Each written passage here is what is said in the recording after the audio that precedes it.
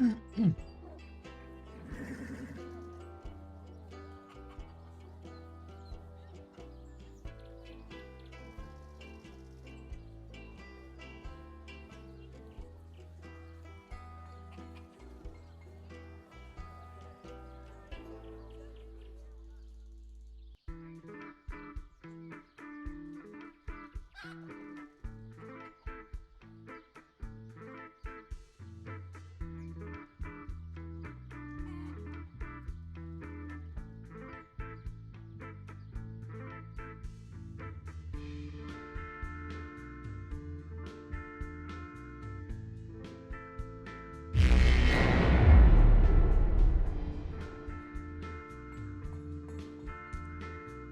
everybody, and welcome to another episode of TNT Tabletop. I'm your host, Tony. Pretty excited for today. I added a few more features to the stream elements. Nothing huge, but basically adding elements to the stream that are more for the town state stuff. So this way you get more visuals for where we are on the town state track, and tells us, helps me remember what I have to do and roll if we ever fail the daily event roll, which is a little bit different than the Hold Back the Darkness. Hold Back the Darkness requires us to roll based on where we are. Well, of course, it's the same for that aspect. We're rolling from where we are on the track, but before it was a specific number like 7+ from this part of the track, 8+ in this part of the track, 9+ in this part of the track, and in this one here, it's really just you have to roll higher than the part of the track you're on. So when we're on 1, we have to roll a 2+, 3, 2, a 3+, so on and so forth. And then when we get to the 6th day, there is no roll. We just straight up have an event that happens, and we have to roll a 2d6, and 2d6 would require us to roll on one of these charts. It's in here somewhere. I should have probably prepared these a little bit better before the stream, but I got a lot of things I was trying to add and trying to fix. But anyway, there it is. So we would roll on this guy. This sheet has basically all the information on what we have to do, but I've kind of trimmed it down. The next step, I keep forgetting the campsite has a bunch of weird hazards on it.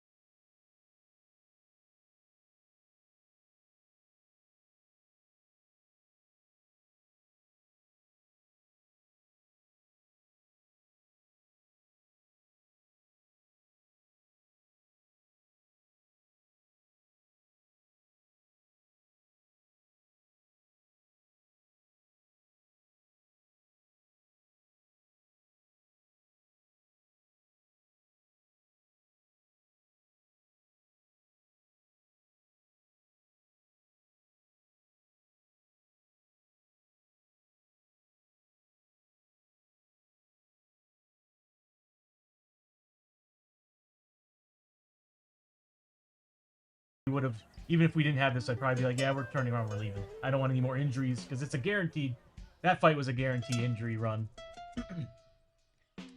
But we used trans-dimensional warp drive, which allowed us to escape, and there's no failure penalty, so we just kind of go right back to the travel state.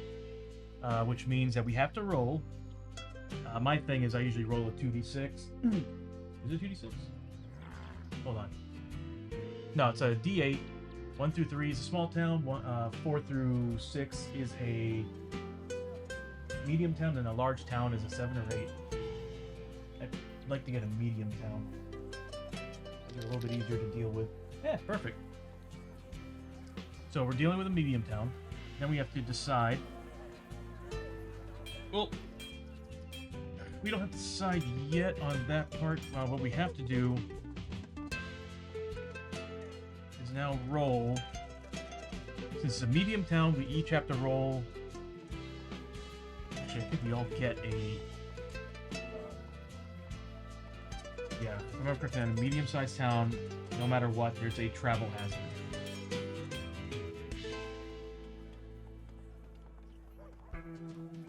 Yep. So in a medium town, every hero, no matter what, adds a travel hazard. So we're gonna have to deal with the travel hazards. So we have medium town tile.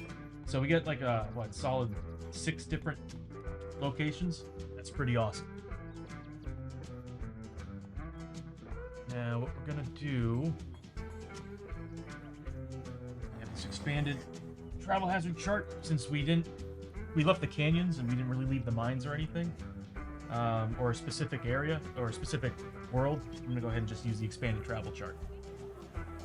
So everybody is going to be forced to roll.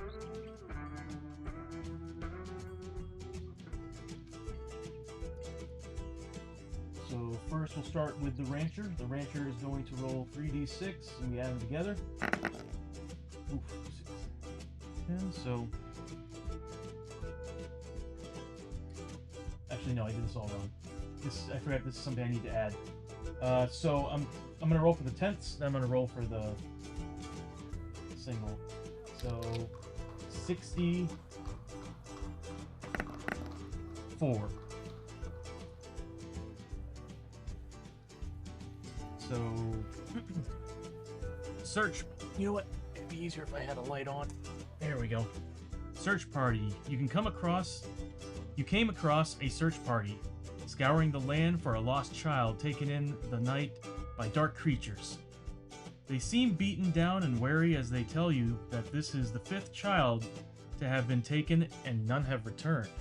Each hero may decide to press on to their destination or stop and help in search for the missing child. If any hero that decides to help must make a spirit plus 6 plus test. Actually, their spirit's pretty decent. You can see where this goes. Any hero that decides to help must make a spirit 6 plus test. If at least 3 successes are rolled between all the heroes helping, the child is found and rescued from the clutches of the vile beasts. Each hero helping gains d6 times 100 cash as a reward and may remove d3 corruption hits. That is worth it. What happens if we fail? That's worth it.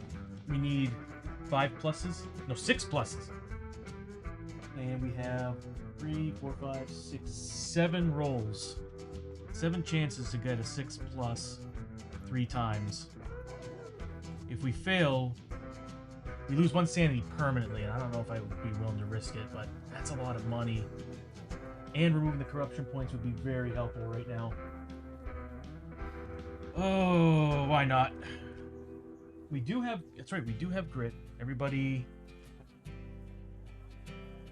Got myself some PV trays to make all this a lot easier. So everybody got a grit back since it's the end of that adventure. They lost all their... They gained their health. The prospector still has a permanent wound on.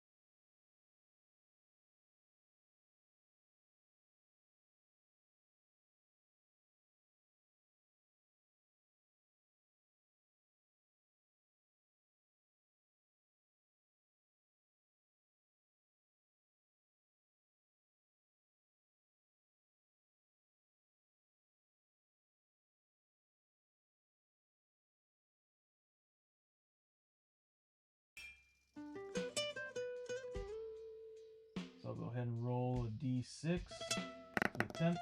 So 20, 22. Blighted Desert. I think we've seen this one before. The desert is dry and unforgiving. As you come across the first watering hole for miles, the area around it is littered with the bones of the dead. It's not a good sign. Each hero loses 1 grit. If you do not have a grit to lose, instead take D3 wounds, ignoring defense. It carries on to the next adventure. So we just lost that grit that we got from the start, or refresh. That sucks. And then finally, the Enforcer. He rolls a 23. I was like, please don't be another 22. Living Hills. Something's not right here. The hills surrounding the valley you are in seem to be shifting and stirring before your eyes. The road before you opens up to reveal a massive demonic maw waiting to devour you whole. Each hero must make an agility 5+ test to avoid the maw. And I think everybody here is terrible at agility. Oh god. We could have used that crit right now.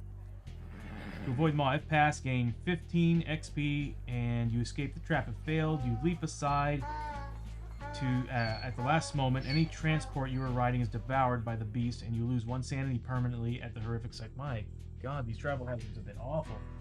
So here's the rancher. She's only got a 2 agility. Need to make a 5+ on this. She does not make it. She has no grit. Here's the prospector. Oh, whoops. He only gets 2 dice. 1 dice. Does not. 5+, he makes it. And then the enforcer does not make it. I'm not going to bother rolling it, but those 2 characters permanently, starting today, permanently lost. Is it 1 wound or was it sanity? 1 sanity.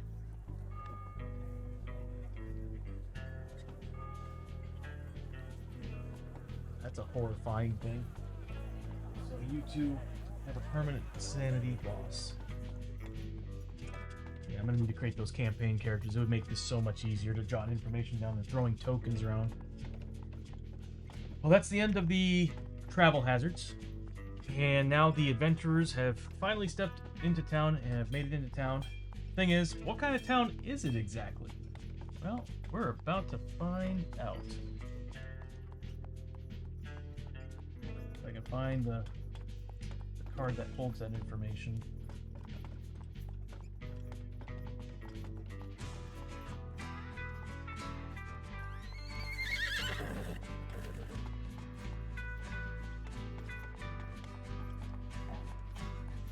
Belongs to something. Town rules.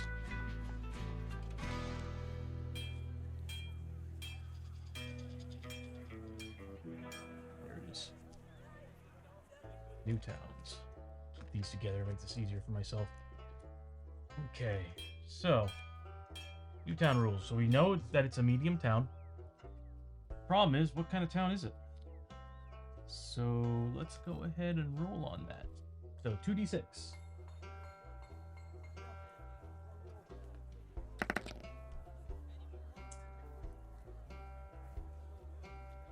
So it's a standard frontier town. So nothing special. If I remember correctly, I don't know if it has a card or not. River towns. Yeah. So a standard town just follows the standard round rules, which is this guy right here. Yep.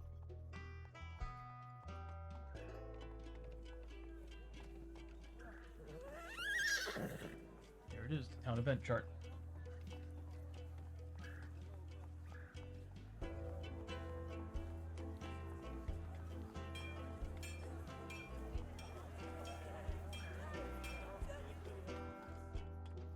Okay. So nothing really special happens here. He only has, the prospector has, let's see what we've got here. He's got 1 mutation, right? He's close to a second one, but he's only got 1 mutation, so therefore he doesn't really draw any attention right now, any unwanted attention. So he's good. You have to have 3+ in order to start drawing unwanted attention. Once you enter into town, you start generating stuff. Next, what do we got here?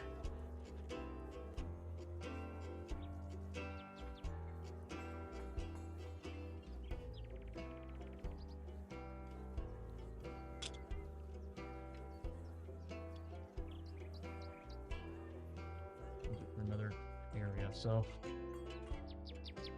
we didn't have anything that set it up prior, so at this point it's just really randomly drawing the different locations.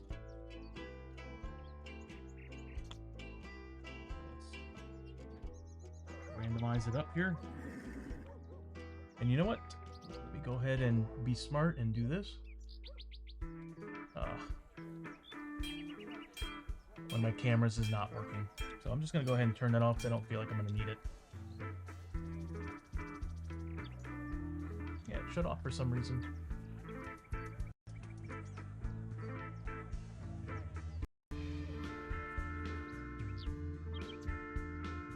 Yeah, still not recognized. That's something I can't fix right now. It was working just before the stream. But anyway, let's go ahead and draw some stuff here. Luckily, we didn't fail the mission, so we didn't lose any buildings because we used that that warp drive, which I need to discard that. Put that over there for now. And what we're gonna see here is on the first one, we've got the saloon. Might be easier if I do this. So we've got the saloon.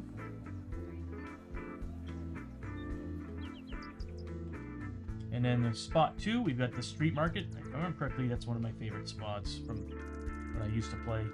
The general store's in number 3. The doc's office is in 4. Might attempt to get rid of those mutations again. Ah, look at that, the mutant quarter. You know, we might try that again. The church is at 6. So if we had anybody dead, like the outlaw, we'd be able to res that guy, but you all know I really don't want to bring him back. I'd rather just create a new character.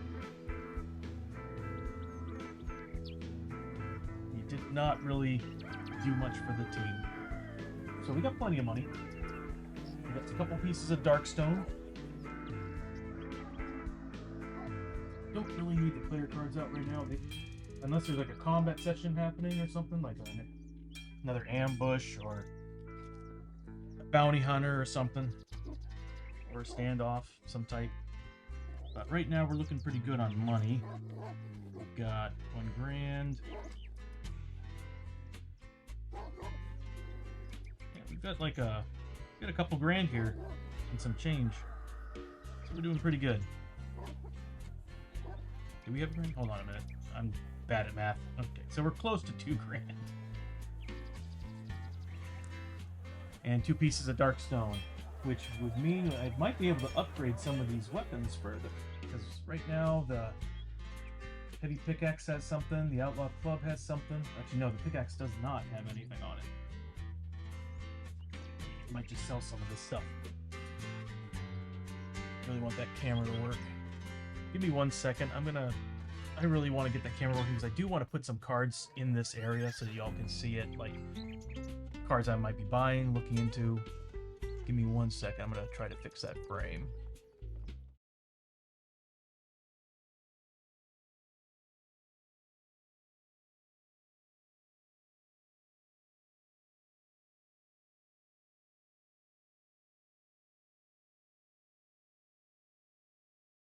Sometimes OBS and OBS bot don't like talking to each other.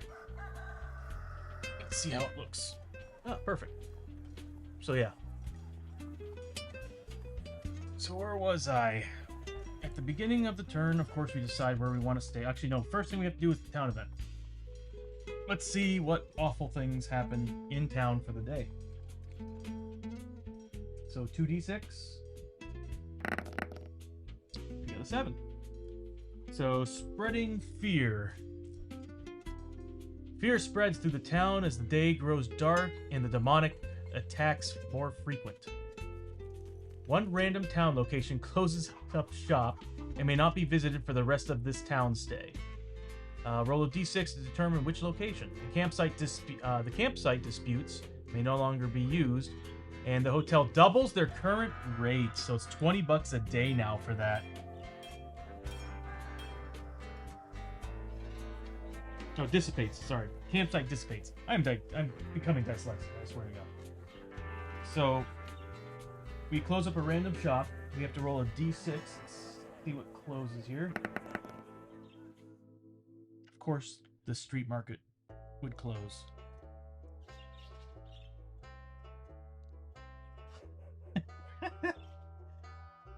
It's probably that giant creature with the maw. Probably scared everybody to death. So we can't use the campsite either. Wow. So we will have to pay $60 a day to stay in this place. So there's that. I need to get back some change. One of these days I'm going to organize this, get like a little like pill box and put them all in there. It'll be a lot easier than digging through this thing all the time. So that, I need two more fives. There we go. So we all decide to stay in the hotel for now. And what we're gonna do is I kind of want to upgrade the pickaxe. So I'm going to, I mean, we do have some new stores compared to last time we played. Let's see what we got for stores.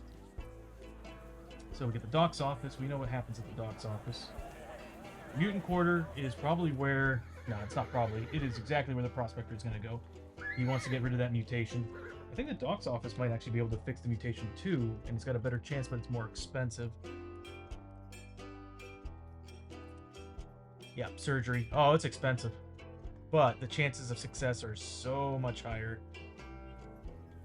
You know, we get the money. We'll go to the docks office instead. And he'll be able to pick up some stuff there. I really wanted to go to the street market because I wanted more dynamite, but he blew it up. But I think the mutant quarter has some decent stuff. Yeah, so I'm probably gonna go to the mutant quarter. Definitely the docks office. Mutant quarter, and I'm gonna send the enforcer to the mutant quarter, and maybe we do some gambling with the rancher. Actually, what's her luck? Actually, if anybody's gonna do some gambling, it's going to be the enforcer. So I'll send the enforcer there, and we'll send her to the mutant quarter. It's gonna be a lot of events today.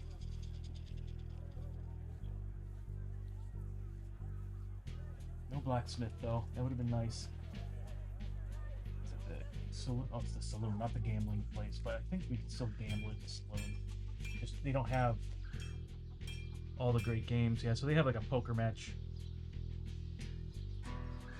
What's his cunning? Well, his cunning's crap.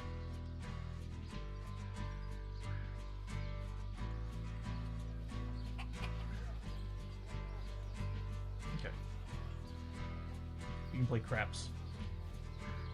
So first things first, let's go ahead and do the docks office. Let's see if we can get rid of this, well, not get rid of, but do some rhinoplasty to the prospector for his missing nose. Doesn't do well when we go into town, especially if he gets one more mutation, or is one or two more mutations. So what we have to do is first we have to roll on the location chart and see what happens at the location. He's a -1 because of the nose. It's a 7, so it's a 6. The smell of death, all too familiar at the doctor's office. No event happens. So we got a little bit lucky there. Because he's been rolling 1s non-stop on his events. So the surgery, it's D6 times 50 is the cost. If you can afford to pay the cost, choose one injury or mutation you want to remove and roll on the chart. Oh, God. Okay. So it's going to cost me... Oh, my God. 250 gold. Pretty expensive surgery. And let's see... I have no grit. Oh, no, I do have grit. So if I fail this, I might be able to... He might be able to survive. So, let's see how he does. It's a 4. All right. Success. The injury/mutation is healed. He no longer has the mutation on the nose. But what's funny is that he is one corruption point away from a mutation. Next, we'll go to the rancher. We'll save the saloon for next, and we'll go to the mutant quarter. Again, we're gonna roll in the mutant quarter chart. So a 7. Rickety buildings and deformities galore. No event. So what we're gonna do here is we're buying dynamite. 1 for everybody. So we need. Let's see. 5 plus that. So we need 525. 525 pieces of gold. Done. We now each have a stick of dynamite. That stuff is worth every penny. And I don't think there's anything else here I want. They have an extractor. So the extractor is once per adventure, at the start of a turn, use 1 grit and take D6 wounds, ignoring defense, to remove D3 corruption points.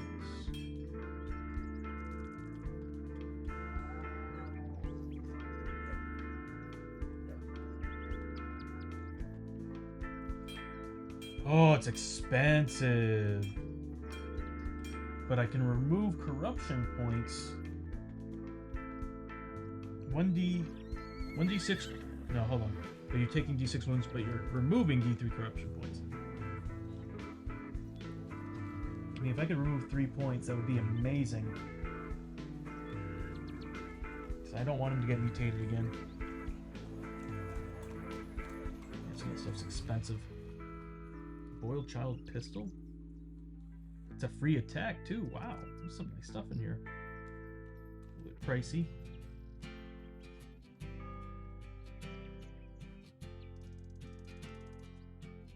You know what? How much would it cost me? That's 80. You know what?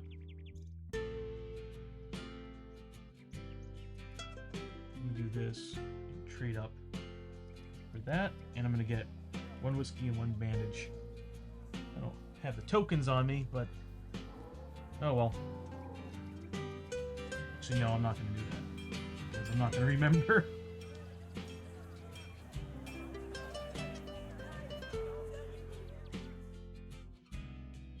What did I just do? Yeah, you know what? I'm buying it. Okay, so we got that. And we'll go to the saloon. Alright, let's see how well he does. He rolled a 5, so bar fight. A nasty bar fight is broken out. Make a strength 5+ test to push your way through the safety. If failed, take d6 wounds, ignoring defense from bumps and bruises. This is the enforcer, come on now. It's a strength 5+. He's at a 4 strength. He should be able to do this. Yeah, he got 1. So he succeeded. He's fine. So we're going to have him gamble a little bit here. What else can we do? We can increase our cunning. We can increase our luck, too. What's his luck at? 3? Got a grand. And it's how much to play craps? 100?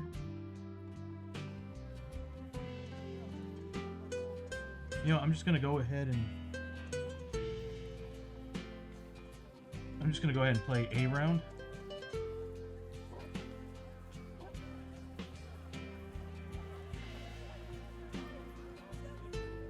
We'll see how it works. So I need to make a luck 5+ test. So he's got a luck of 3, meaning I roll 3 dice, and I need to make 5 pluses. For every 5 plus I get $100.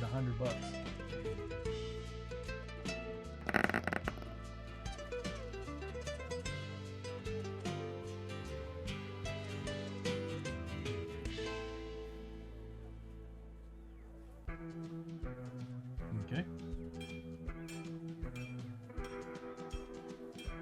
So I basically just went even on this.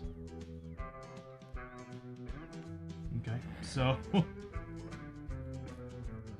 I'm really not seeing any benefit right now to doing this, so I think I might just... Yeah, I'm just gonna go ahead and bail. And I feel like I need to increase my luck a little bit more before doing any of this, because chances of rolling a 5... You know what, I'll just do it one more time. We'll see how it works out. Oh, it's once per adventure? Limited once per visit. Okay, so I'll just go ahead and call it. Everybody goes back to the hotel, and we end the night. And if I remember correctly, we have to roll. Oh yeah, let me go ahead and fix this here.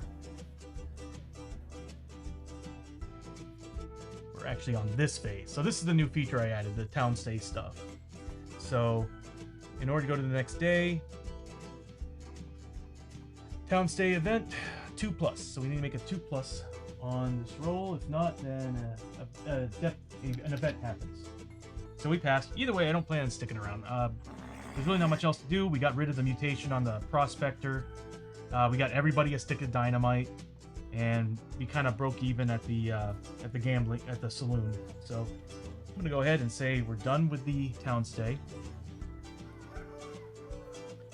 and now we're gonna move on to an adventure. Now the thing is, where do we want to go?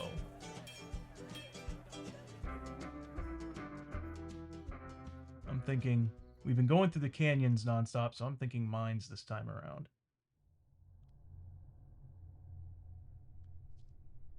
So let me get rid of this. Again, just like every stream, what you're hearing in the background is Syrinscape. They have a pretty wonderful app for ambient music and sound for your background of your D&D sessions, your board game sessions. Just adds a little bit of extra flavor. I highly recommend them. The app is very easy. They're making a 2.0 right now. It's currently in testing, and yeah, like I said, give them a shot. It's a wonderful app. I'm using it for like about a year now, and it definitely makes, like on the fly, it makes things a little bit more interesting and easy. So go ahead and put this bad boy away.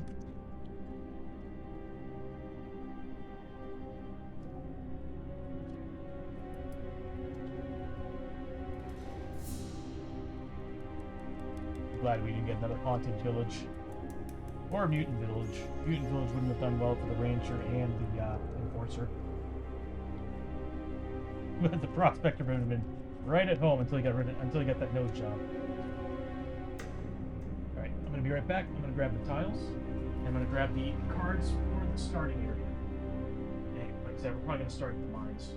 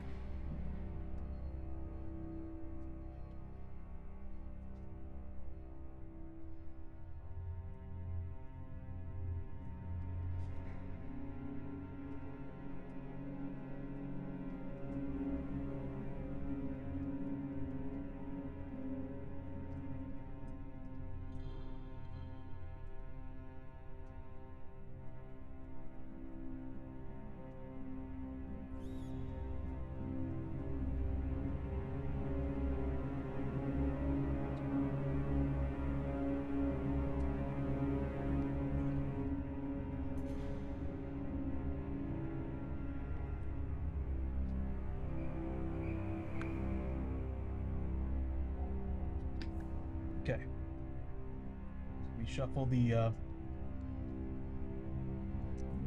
exploration deck. Now, I've actually built an animation and everything for the exploration deck, or tokens.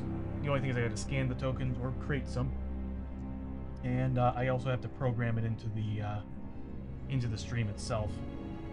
And in order to do that, this is a little different than just drawing random cards. Like, all the cards have been actually just fully like the whole deck is just constantly fully randomized every time you draw from it. Exploration, of course, it's procedurally, so it's like I can't draw the same exploration token. There's 8 tokens, no matter what. As you progress, you just keep drawing from that deck.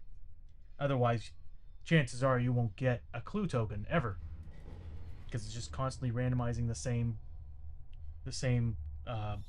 tokens that have already been used.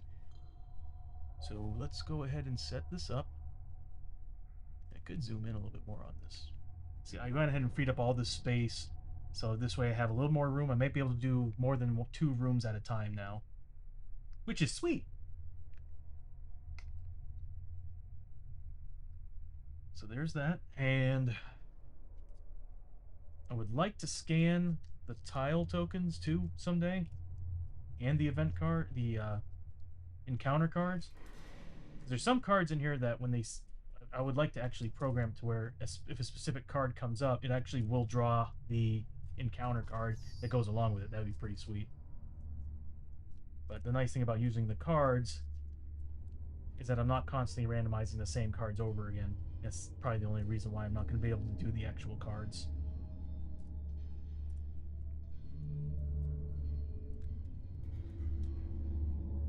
But let's begin this new adventure.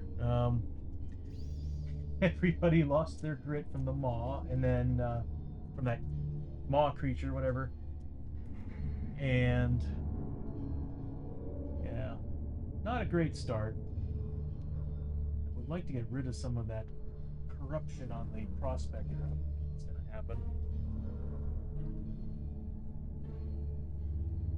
So let's begin. So first things first. First person to get to go is going to be the rancher, and then it's going to be the prospector, and then I should have brought him to the frontier dock too. I could have gotten rid of his injuries.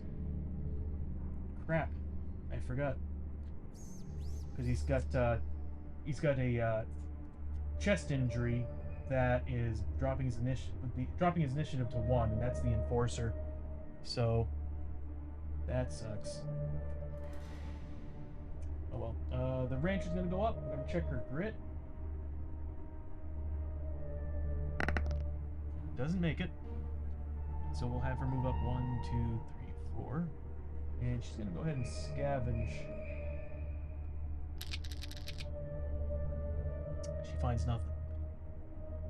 Oh, if you want to see the animation, by the way, this is what it's gonna look like when I get it added for the exploration token.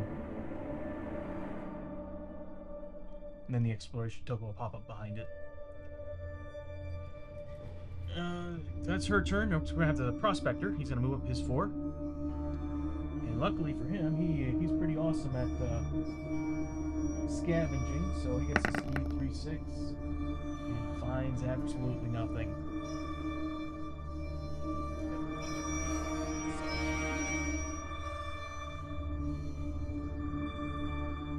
That's a bummer. Oh yeah, I gotta roll his grit too. Does not get his grit back either. Gonna roll grit for the enforcer. Nothing. But he gets to move 5 because of his boots. 3, 4, 5. Yeah, I'll just have him. He gets mercenary, so he gets to scavenge, additional scavenge. He actually finds something. And what he finds.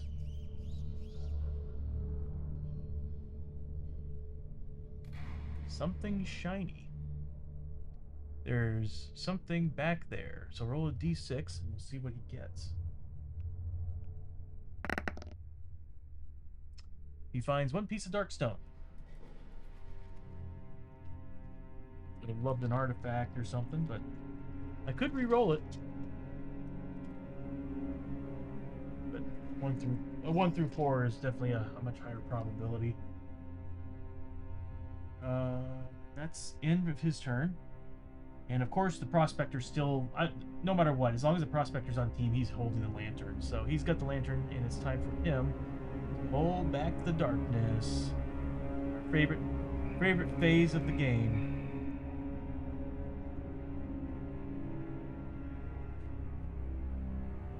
At a 7+. So let's roll our 2d6 and see if he holds it back. He does. Wow, that was on my screen. It was rolling over to a 1, but whew. So that's the end of that turn. We move on, and the rancher's going to move up her 4, which is really just the edge of that tile, and she's going to peek through that room as her action, and she finds the glow room. It's in the Tradera set. That's what she finds. But it also has an advanced card. So I might just dig through and see if I can find it. It's an encounter card, isn't it? Yeah, I'm not going to bother. The encounter deck is enormous.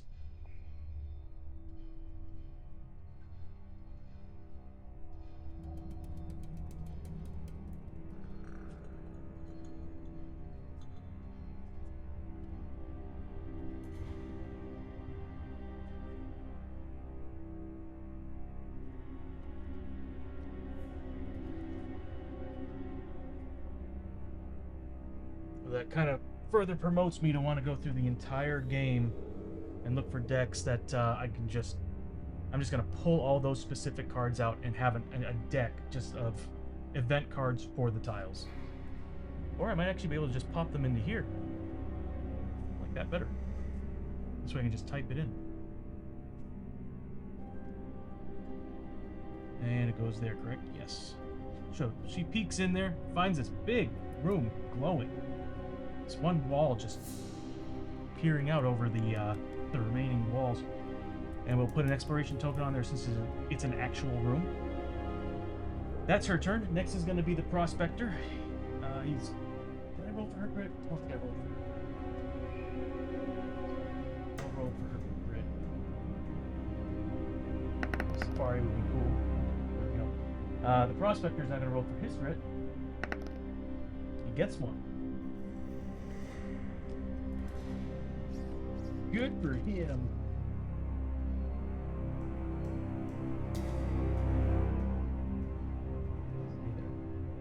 And he's going to move up his 4. 1, 2, 3, 4.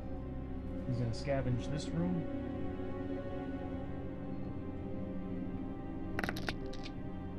Finds nothing. The enforcer, he's at full grit, so it doesn't matter. He's going to go 1, 2, 3, 4. Actually, hold on a minute. Was he at full grit? No, he wasn't. See, I can take him away. So I'll check his grit. Nothing. He shouldn't have that. And he's going to scavenge the room. I can move it up. He finds something. 1, 2, 3. He just kind of wants to be up with it with the prospector. So he scavenged, and he's now finding useful discoveries. Pulling it from the gnarled hand of a dead body, you find something of value in the forsaken place. Draw a gear card. Reach on over. Fire arrows.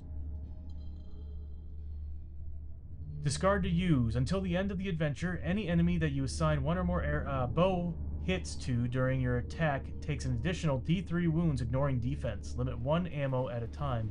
Wow. It's a pretty slick card. And that was the enforcer who found that.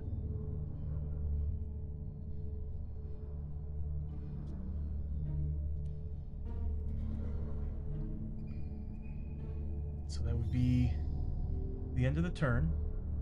Oh, and we actually went down the death track as well. And now it's the end of the turn, so we're going to go ahead and do the exploration first. So both ways are doors.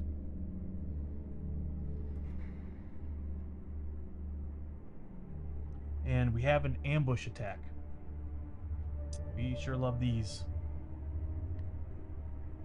And what we're fighting, let me bring up the cards while we're at it. There we go. There's nothing happening in the mines, but figure we have it up just the same. So what we're fighting is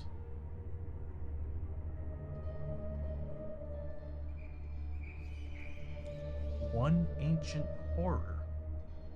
I have not fought them before. Basically, it's the tentacle, but it's got 3 tentacle models on the base. So let me go ahead and pull up their card.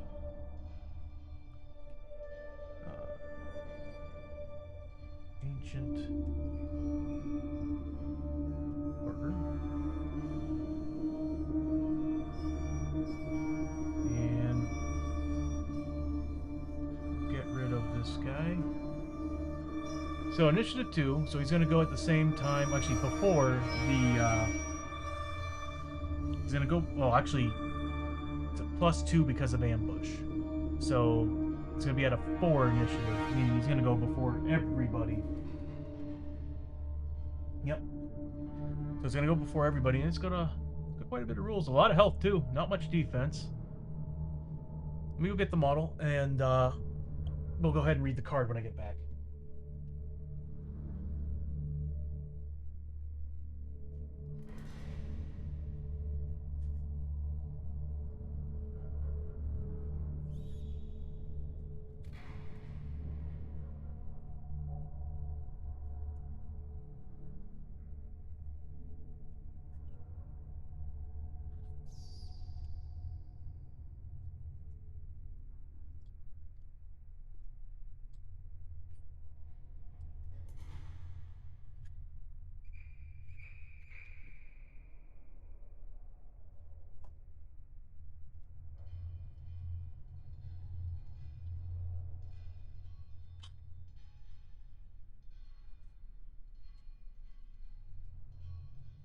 Yeah, so as I said, it's basically the tentacle models, but it's just like 3 of them on one base. So first things first, let's go ahead and read the card, and it'll help us determine how the random, if they randomly choose targets or if they just come in and attack specific types. So again, at first level, on the first turn, they're going to be an initiative 4. Therefore, they're going first. Terror. Any hero on the same map tile takes 1 horror hit at the start of their activation. That sucks. Smash. Ancient horror to hit rolls of 6 ignore hero's defense.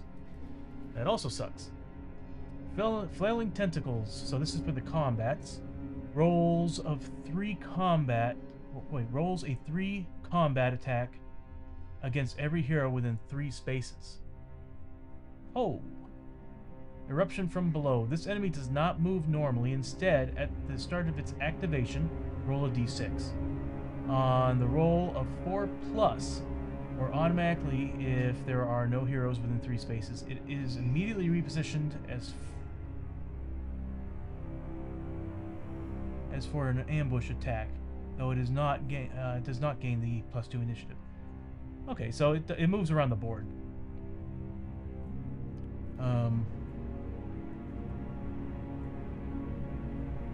So it's just constantly repositioning itself. So it'll be like randomly deciding who's to attack every time. Yeah, during its phase.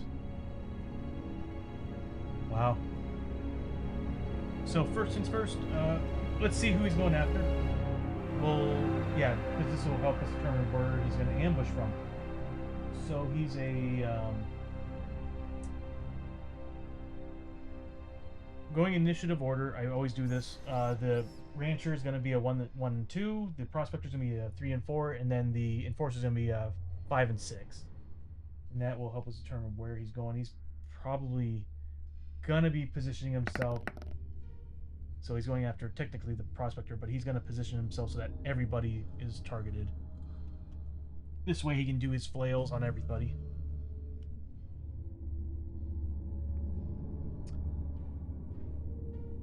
Man.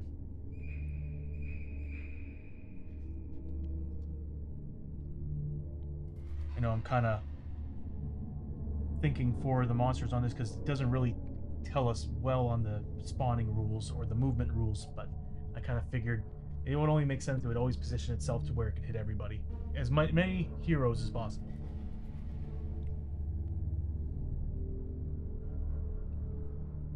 Oh, which reminds me.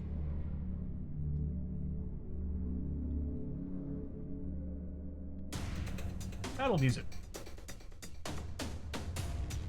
So that's the end of the exploration phase. So 2 doors, ambush attack. He shows up. Got a lot of health. We do have dynamite, but no, he doesn't have any defense. He doesn't have any rules against. He doesn't have any toughness rules or anything. So as long as we crit him, we can deal some damage. I think we're good. I don't think we need to use the dynamite on this guy. Dynamite's anyway is primarily used for crowd control. Although sometimes it's good to use against big targets. But it does a maximum of 6 damage. And I think we'll do more damage just using our regular weapons. Although I said that about the Outlaw, and he missed how many shots? So let's begin. It's the end of the turn. So again, our favorite part of the phase. I really need to program it to do this. You know what? I'm just gonna press the button. There we go. Hold back the darkness at 7+. We didn't make it. So therefore the darkness comes down the track with 1. Meaning it's 1 closer to a darkness. So the first turn, he's initiative 4, he gets to go first, so he's going to make his Flailing Tentacles attack. And he's rolling 3 combat attacks against every hero, and they do 3 damage a pop. Oh! So his first set of attacks are going against, we'll say his primary target, which was the Prospector. What's his rating on 4+? He gets 2 of them. The Prospector needs, I believe it's a 4+ on his defense rolls. So he needs to roll 2d6. He makes both of them. The attack does nothing to the Prospector. Then he goes after the Rancher with 3 attacks. He gets, is that a 3? Yeah. So he gets 1 hit, and the Rancher needs to make a 4+ save against that. She manages, and then he goes after the Enforcer. Enforcer has a better defense than everybody else. He gets a crit. Doesn't hit with anything else, but lands a crit, which we all know that means smash ignores defense. So it straight up lands on him. I don't think he has any armor. I could have sworn I gave him a tattoo that had armor, but I think I'm wrong about that. Yeah. But he does have more health than everybody. But, well, not everybody, but he does have more health because of an ability. But he takes 3 damage.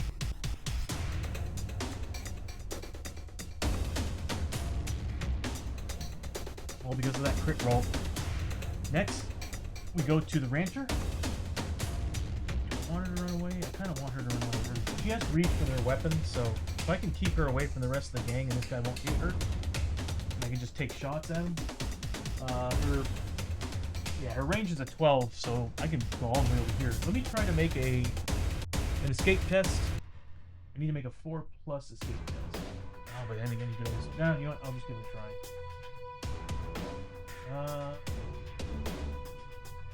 try. 4+ escape. Doesn't matter, she gets locked down. So I'm just gonna have her kind of stay in the area and just move over here. And then she's gonna make, because she also has that attachment to this that's giving her a +1 shot. Oh yeah, and I'm gonna have her roll for grit. She doesn't get it. I could use my Serpent Fang right now.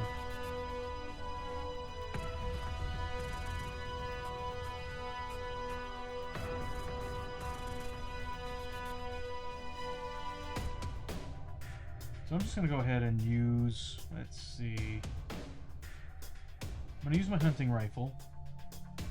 I don't want to use the Serpent Fang, but I also want to save it for the boss.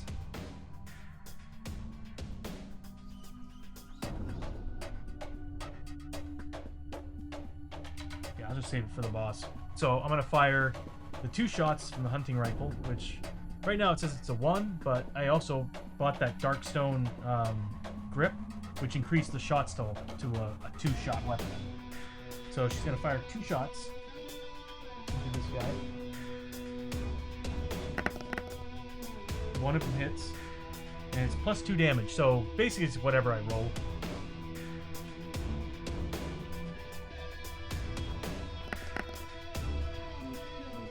She whacked him hard with this gun. So he took 6 points of damage. He's now down to 12 health already.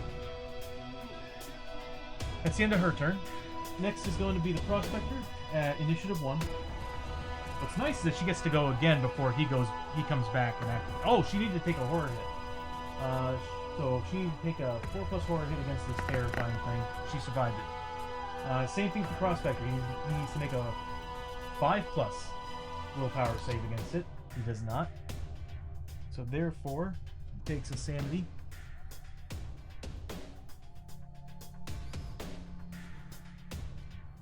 And then I'm going to have him roll for grit, which he doesn't get. And for him, he does not have that attached. We didn't sell the Darkstone, did we? No. Well, I mean, giving him a +1 move would be very beneficial. But I don't want to waste my Darkstone. Oh yeah, I have the Highwayman's rifle. Could have sold that. Yeah, I'll go ahead and attach that. No, I'm not going to. I'm going to attack it with the... I'm going to attack the Ancient Horror. Let me go ahead and move this so that you all can see what's going on. There we go. Still trying to figure out a way to set everything up so that cards aren't in the way. I think I have an idea how I'm going to do this. But anyway, so this is the setup. I'm going to have the Prospector turn right around. And he's going to take his pickaxe. And he's going to whack at the thing twice. He's at D8s with the pickaxe. And he crits on 6+. He gets double damage on, I believe on 8. Yes. So roll 2d8. I'm gonna let him spend a grit. It's a very poor roll. Are you kidding me? I think he just straight up killed this monster. I just rolled 2 8s. That's double damage. That's crits. So therefore he doesn't get defense. And they do double damage. So it's what I rolled ×2 on both. So here's the first hit. Oof, 10 points of damage. It brings him up to... Let's see, he's already at 6. He's got how much? 18? So he's at 16 damage. And honestly, no matter what I roll, if I roll a 1... Yeah, even if I roll a 1... He has no toughness, no nothing. Even if I rolled a 1, the thing's dead. So... Goodbye to the Ancient Horror.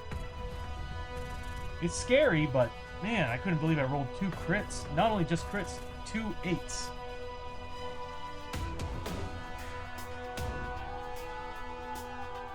I did the best possible roll for my Prospector.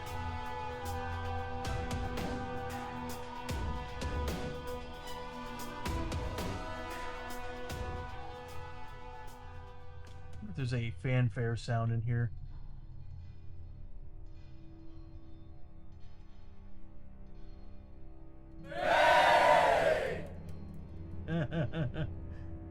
Oh, there we go.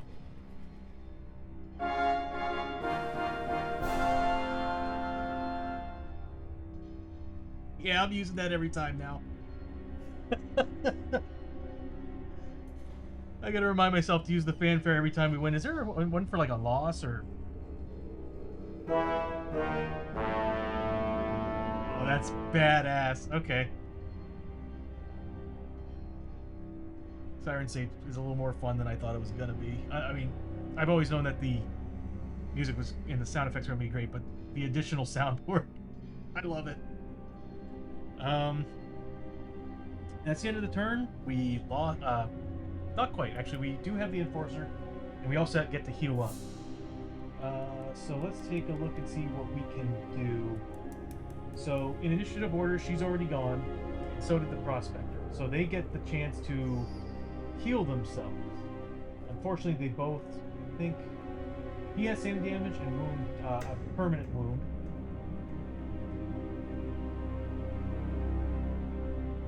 And he took permanent damage, so she can't really do anything. Recovery is a D3, and you can add it to whatever you want. All she's got is permanent damage on herself, so no point of her doing anything. Him, on the other hand, he has a sanity and a permanent wound, but I'm going to go ahead and roll. Well, it'd be a 1, 2, or 3 anyway, and all he said is the 1, so goodbye to the sanity. And then we got the Enforcer, who got a solid, well, 3 damage. I can either get a grit back, or I can roll to see if I can take this away. And grit's kind of hard to come by. It's a tough one. I'm gonna take the chance, and I'm gonna get a. Next, you know, I roll 6 on the grit. I'm gonna go ahead and roll. If I roll 1 on my heals, the grit would have been totally worth it. I'll just take the grit. It's 3 damage. He doesn't have any permanent wounds either, so he has 12 health. I'll risk it. So I'll give him. Instead, I'll give him a grit. So this is how recovery works. I don't know if I explained it well enough. This round I didn't. But when a player, during the turn, if a player had already gone, they already used their activation, then all they can do is roll a D3, and they get X amount of points they can put on either their remove sanity damage or wound damage. If they haven't gone, you have two options. You can either roll a D6 and attempt to remove whatever you can from wounds and sanity using those points, or you can get yourself a grit back because you didn't do anything this turn. The game's kind of rewarding you. If you're KO'd, you basically follow what you would normally do if you were revived, and that is you come back. I mean, we do have 1 revive token, so therefore we don't have to worry about this part.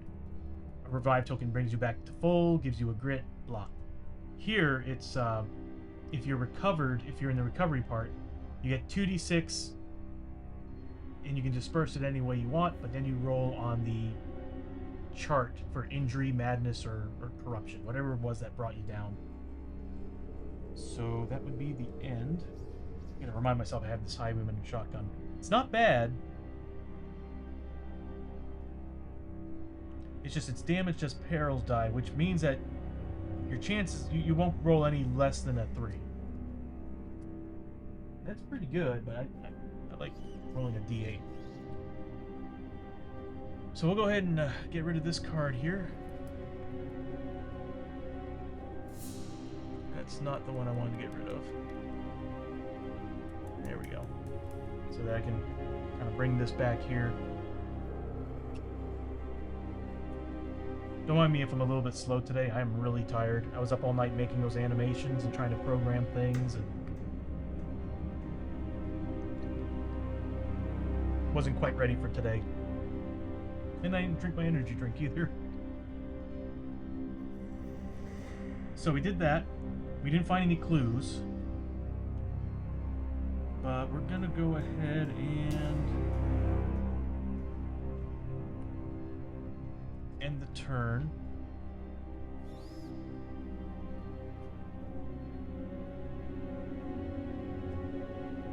Hold on.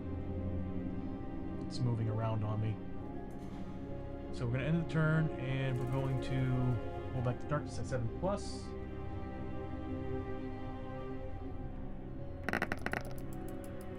We got an 8, we're good to go.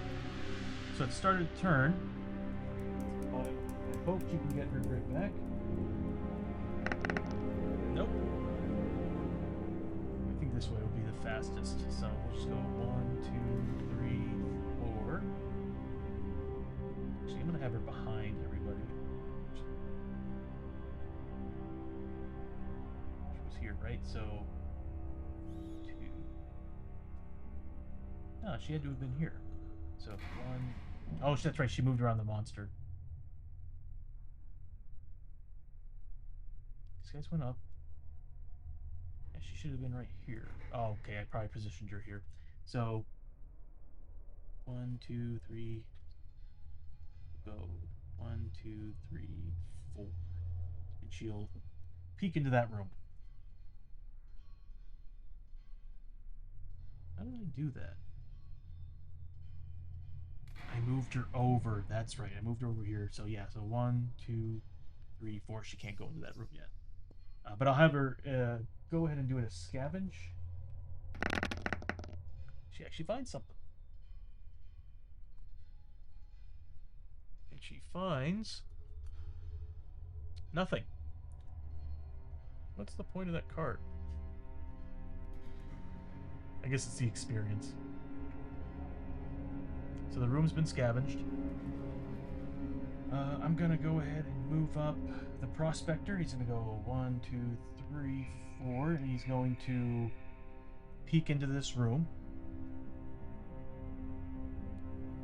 He's going to find a mid-passage that is in the Tredaran deck.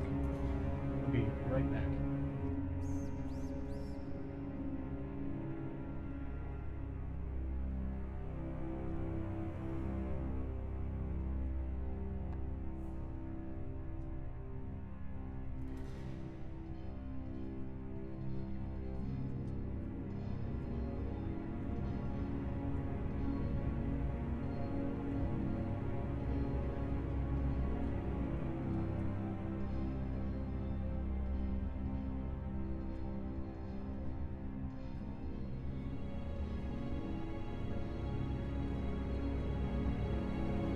So, as he peered through the room, he found just another hallway.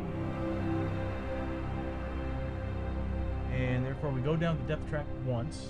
You don't find an exploration token in there because it's only a hallway. There we go.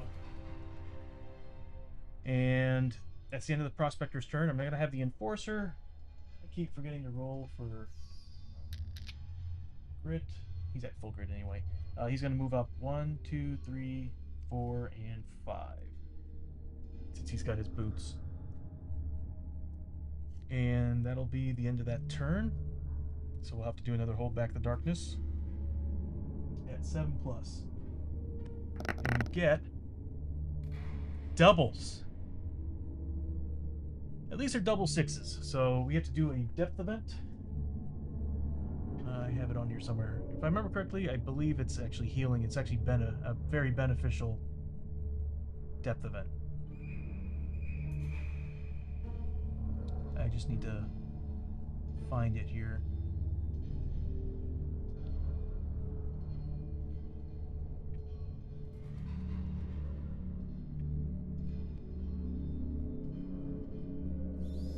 There we go. So, on double 6s, we have a Stubborn Resolve.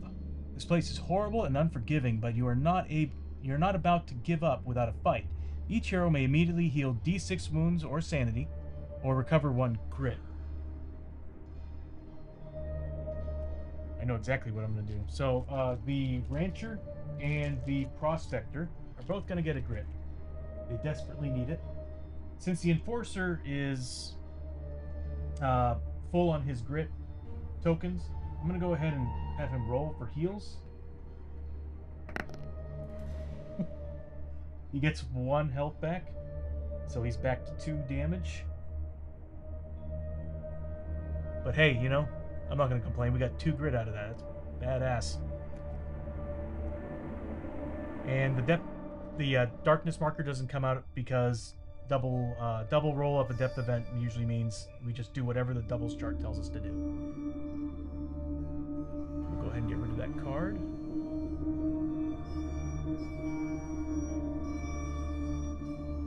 Come on now.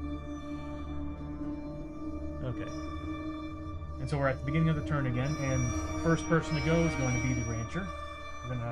She still only has 1 grit, so we'll go ahead and roll for her grit. Nothing, but she's gonna move up. 1, 2, 3, 4. She's gonna go ahead and scavenge. See if she finds anything in this room. She finds nothing.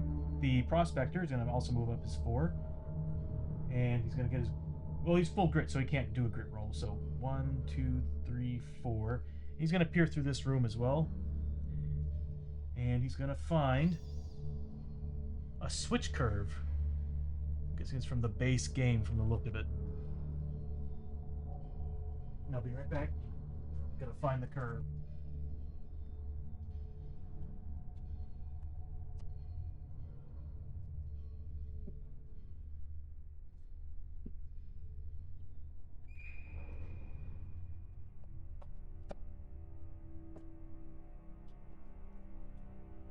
That's it. Ugh. So it shoots out from here. I like this. I actually have more space to put things on now. This is great. So you get a better sense of the world and the level, or scale, sense of scale. Sorry, words are a little bit hard right now. Hard. So this is where we're at.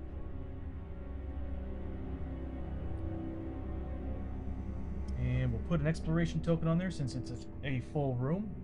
And we're going to go 1 down on the depth track.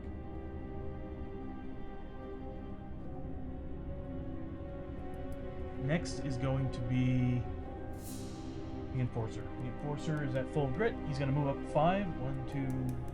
Well, 1, 2, 3... Actually, I'm just going to have him move up 4. I'll say right there. This area makes me a little bit nervous. And he's going to roll for his grit. Not grit. He's going to roll for his scavenge.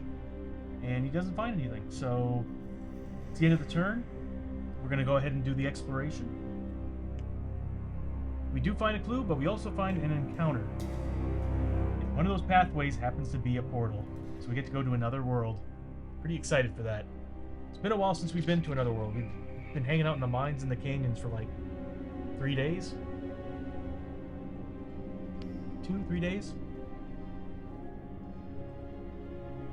Have we really gone to, we did. We went to the Targa Plateau.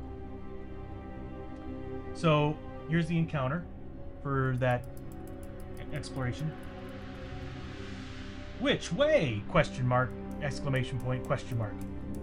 The mine shaft splits off in 2 directions here. Wow, it does. Down one path, you hear sounds of screams and roaring. Down the other, you see the reflection of flickering lights and the smell of suffering. This map tile has exactly 2 exit doors. Select 2 doors positions randomly. Noting one as left and one as right. So, as we can see, this would be left, that would be right.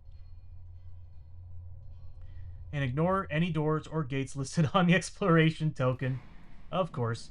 While exploring the path on the left, the next threat card you draw is 1 threat higher than normal. While exploring the path on the right, the next exploration token revealed adds D3 growing dread cards to the stack and is considered to have a gate icon in place of any other doors. I just wanted to go to another world. That's all I wanted. So, so if we go here, we have to fight a threat that's a little bit more difficult than normal, which we've already just fought somebody. If we go that way, we have growing dread cards that can totally just own us at the end of this mission. But we do go to a portal, and we did find the portal card. That sucks. What do I want to do? Both sound terrible.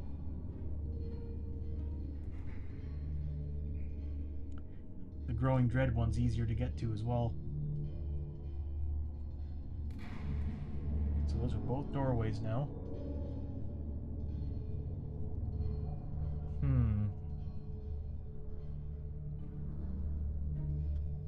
That's a tough choice.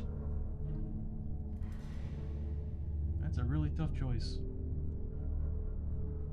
But I'm probably leaning towards dealing with threat over dealing with growing dread.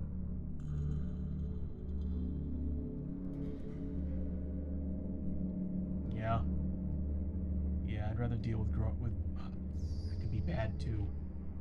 See, the thing is, both are big question marks. We don't know what the growing dread cards are going to give us at the end. And here we don't know what medium threat monsters are going to come out of this tunnel. I'm thinking the safe bet would be to go and deal with the threat. This growing dread's just plain awful. So that's the exploration phase, and it's now the end of the turn, so we have to roll for darkness. Went down 3, so we're good there. Let's roll a 2d6. Hope that we get... we got 11. We're safe. So I'm going to roll for the grit for the rancher. She gets her grit. So everybody's at max grit so far. This has actually been pretty good. Oh, we didn't roll for the loot, did we? When we fought that monster, we each got a piece of loot. I plumb forgot. So let's go ahead and roll for it. So here's the ranchers. Rancher got 250 gold.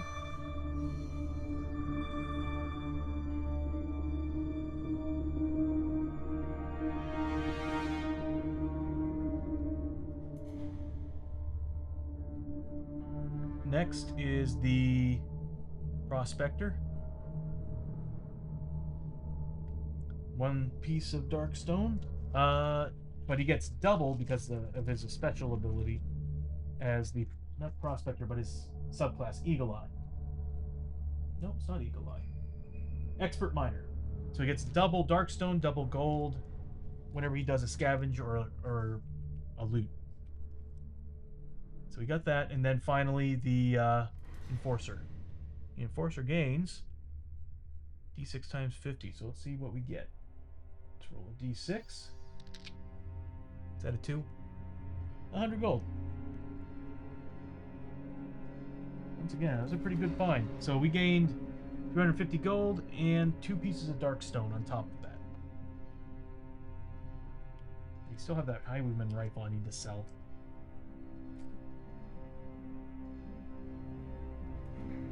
So back to this. So she's going to move up 1, 2, 3, 4 here. Could rush them, spend the grit to get them closer to the exit, but I'm probably going to bail on that. She's going to go ahead and do a scavenge while she's in here. She manages to get it. She finds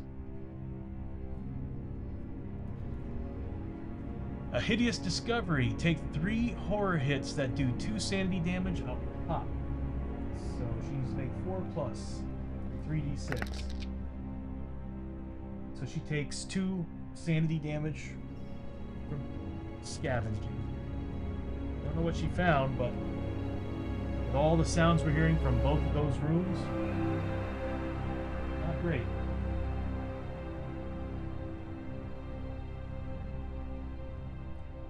So that's the end of her turn. Next is going to be the prospector. He's at full grit, so there's no point in rolling grit. I'm going to have him go up 1, 2, 3, 4. He can actually scavenge the room 1 extra time on top of it being scavenged. So he's going to roll 3d6. Nothing. That's the end of his turn. So then I'm going to move up with the enforcer. Again, I want to go to the door that has the threat. I'd rather deal with that. He's going to move up. Where is he? 1, 2, 3, 4, 5. He's kind of going a little too fast in my opinion, but this is going to take them a solid turn, another turn to get even close to the door. Unless I spend a grit. And he can't scavenge because the room's already been scavenged, and he doesn't have the ability that the prospector has. So, the end of the turn.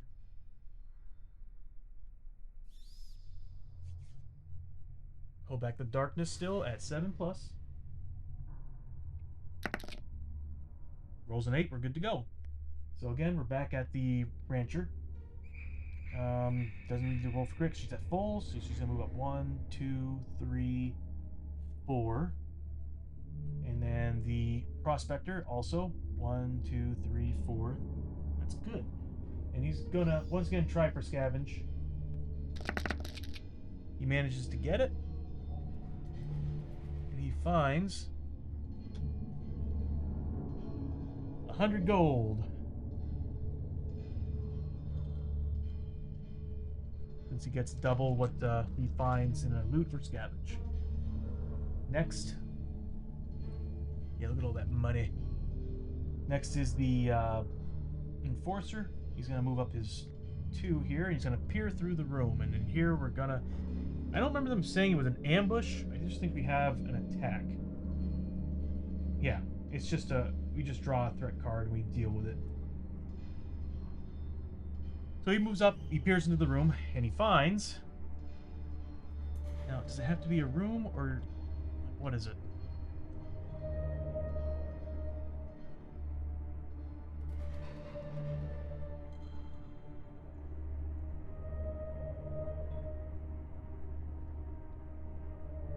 Oh...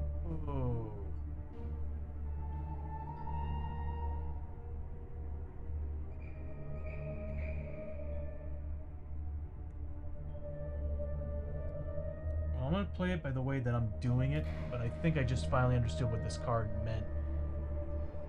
I chose if we were going left or right, and that would... Yeah, so I'm just going to continue with how the way I thought it was supposed to be done. Because now it's like, I thought about it now, and I'm like, well, what if we get a hallway?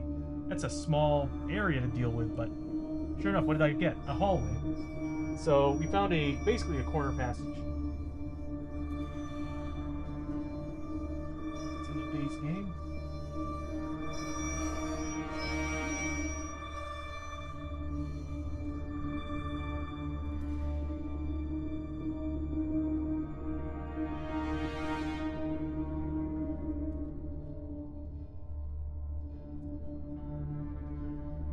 I can find the damn thing. Base game. There it is.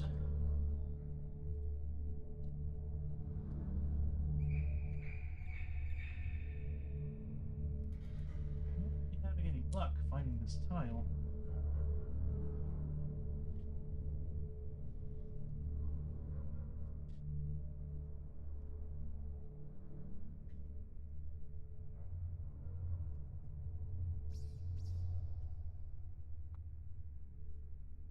There we go.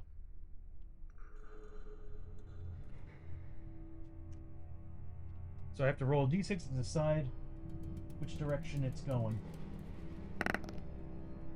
And it is going this way. So in this room is where I'm going to spawn the monsters, even though they should have spawned in here when I decided which way to go. But it just, the way it read was like the direction we head is where we're running into them. But, whoops. So let's go ahead and draw a threat card. Let's see what we're dealing with here. And it's 1 difficulty higher than normal.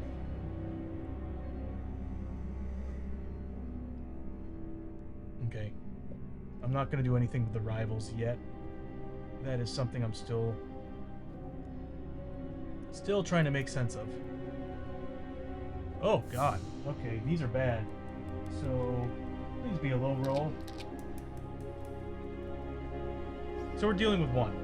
They're still terrifying. I watched one tear down like half a team of like level 1s and 2s. That's also because they were rolling very poorly. But we're now fighting Night Terrors.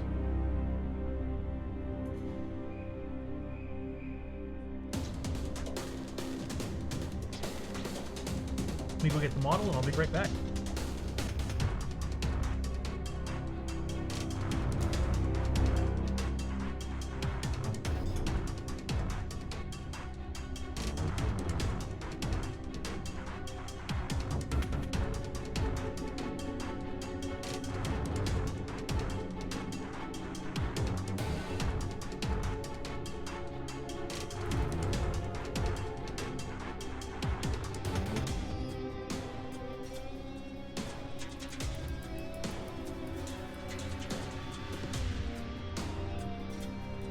guys aren't finished painted or anything.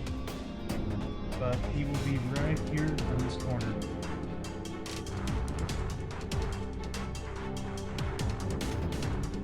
Something's still playing.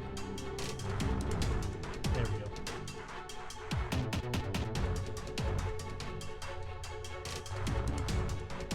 go. Okay. So we have to deal with this night terror. That was this turn, the exploration of the room. Now we have to roll to see. Go ahead and get rid of that card. And we're actually one more in as well. So we went down the depth track one more because we did find a hallway, but there's no, it's not a room, so we can't really give it an exploration token. But we still have to do a 7+ hold back the darkness test using the lantern that the prospector is holding right now. And oh god, we rolled the doubles again. And this time it's a 5. It's usually not a good thing. A shriek of pain and suffering echoes through the mind, chilling you to the bone. Each hero in the mine immediately takes D6 horror hits, so then we have to roll. Every one of them has to roll a D6, decide how many horror hits they take. So here's the rancher. I always go in initiative order. She takes 1. So let's see if she saves out of it. She does not. How many damage do they take? It's just a horror hit, so it's 1 hit, 1 damage per hit. Sanity? Doing great on sanity.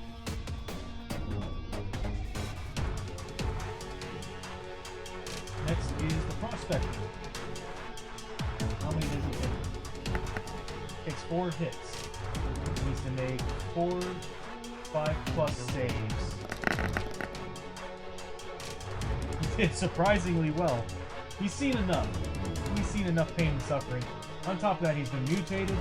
He's currently he's almost at the point of getting another mutation. So it doesn't bother him that much. And then the enforcer. He takes 2. It's a 2d6 5+. So they all basically kind of freaked out a little bit, or got startled by it. So basically what I'm gathering is that this creature came in, shrieked, and scared the living hell out of them.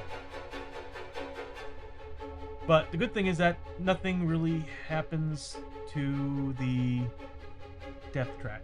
But either way, I rolled above the 7+. So that sucks.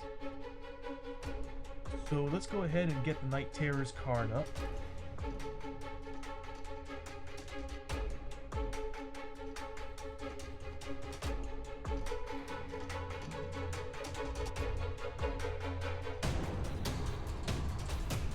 So they're initiative 3. They're not doing ambush, so they're not getting any bonuses, but they're initiative 3, meaning that they match the highest initiative that I have on my team, so they're going to be going first no matter what. They do have terror, so a hero starting their activation on the same map tile takes 2 horror hits. They're kind of a standard enemy, but holy crap, they do a lot of damage. They do hit on 5+, but they do have 4 combat hits at 4 damage a pop. So if they manage to get 4 hits on you, oh, that sucks. They do have defense 3. We should be able to take them. Shouldn't be that big of a problem. Let me go ahead and move this down so that you all can see it better. So this is what we're looking at right now. I think one of these days what I'm going to do is I'm going to take that cards that are being popped up and I'm going to have them set over here. Probably over that. Because I kind of want to leave the middle space for all the gaming. Not to the side. I don't like it being on the side. This area here needs to be open. Well, anyway. So start of the turn, they get to go first. They have a movement of 5. But they do choose a random target. So, again, initiative order, ranchers are 1 or 2. 1 or 2, the prospectors are 3 or 4, and then the 5 and 6 is the enforcer. So let's see who they go after. They want the Enforcer. Well, he wants the Enforcer. So he moves up 1, 2, 3, 4. Yeah, right here. And he's going to attack the Enforcer with 4 attacks. Now, luckily, the Enforcer has a 3+ defense. So if he gets any hits, 3+ gives me a great chance of avoiding getting those 4 damage attacks. He manages to get 1. So we need to make a defense 5+ save. And we make it. So we're good. Next, it's the Rancher. The Rancher has to make 2 horror hits. She fails both of them. Do they do any additional damage? Nope, just 2. So she takes 2 points of sanity damage. He's not doing well with that. She is roughly... Well, actually, she's got high sanity, so it's not a big deal. So she's going to go ahead and take her rifle and pop 2 shots into this guy. With +2 damage, meaning that it's basically going to be with like -1 to her rolls, unless she gets crits. If she gets crits, that's great.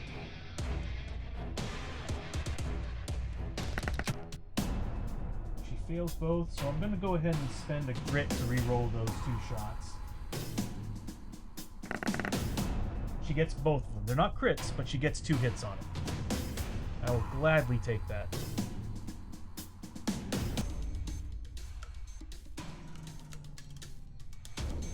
So now I get to roll the damage. And here's 1, so it's minus... She's getting +2. But it's a 3 defense, so it's -1. -1 to whatever she rolls. So let's go ahead and just roll them out here. Oh, nice! So he just took 10 points of damage. Dude, she unloaded on him. Literally. But that was badass. So she rolled 2 hits, but got max damage on both with +2 for damage. Yeah, she dropped him down quite a bit. Next is the Prospector. I really need her to heal her sanity. The Prospector is going to use his pickaxe. He's at max grit, so I can't really do anything with his grit. But yeah, he's going to go ahead and use his pickaxe. So he's going to roll 2d8. And 6+ is of course for crits. If he rolls an 8, it's double damage on those attack rolls. He gets 2 crits. He gets +1 combat, so it's -2 to both attacks. All he needs to do is 2 damage total, which he gets with the 7. So we definitely killed the Night Terror. I was expecting a little more out of him.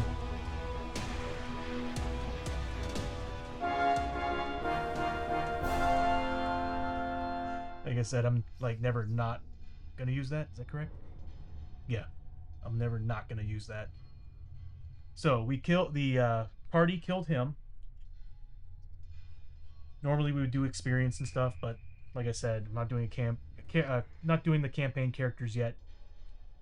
I need to spend some time to figure out how I'm going to do that because I want to create a whole new upgrade, whole new leveling system for basically the dice roll part of it. But what we do get is the players who have activated get a D3 roll, which we're going to need. So the Ranger's going to roll a D3. She's going to remove 2 sanity. The Prospector is going to roll a D3. Well, you know what? I don't think he really needs to. He's only got 1 point of damage and it's on health, so even if I've rolled a 1, even if I got a 1, that's gone. And then next, no, he's at max grit. So I'm just going to go ahead and with the Enforcer, again, I'm going to go ahead and just do the recovery of sanity. So no point in rolling it because he only had 1 piece of sanity. He's at max grit, so I can't really gain that back. Actually, he does have wounds, so let me roll the D6. I'll roll a D6 and I'll determine what I remove from that. 3 points. So I removed the sanity and I'm dropping his wounds. He no longer has any wounds. He had 2 wounds before, but now he has 0 wounds on him.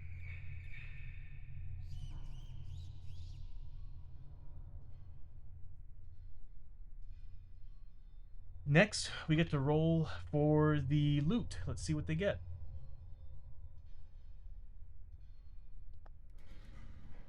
Do I have to click on this again? There we go. So let's see what we get for loot. So for the rancher, we find 1 darkstone. I am sweating in here. Next is the prospector. D6 times 50. And then we multiply that by 2. So 200 gold.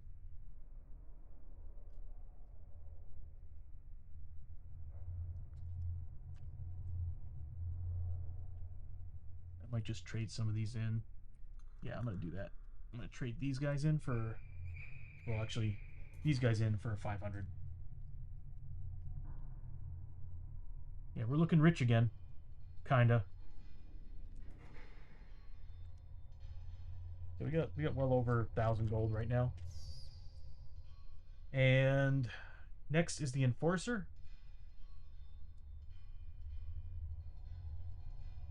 Another darkstone. Cool with that. We do have the chest. So we've got 7 pieces of darkstone right now. So that means that we're not going to take any darkstone damage or corruption points at the end of the adventure, if we make it through the adventure. Although so far we've been doing surprisingly well.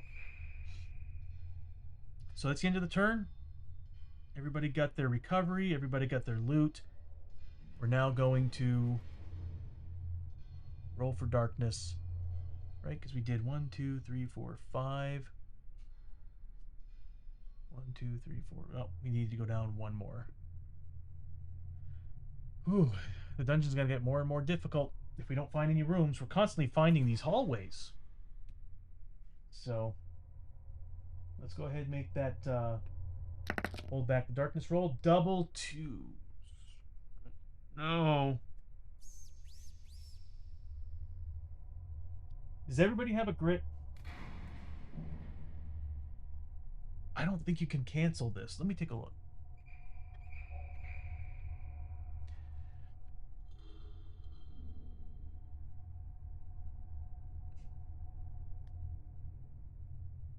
No. We can only cancel it. We can only cancel darkness cards. Oh, this is bad. So, Dark Dread. Things are looking more and more bleak by the moment. Draw a Growing Dread card and add it to the stack. Let me go get the Growing Dread cards. You remember how that worked last time.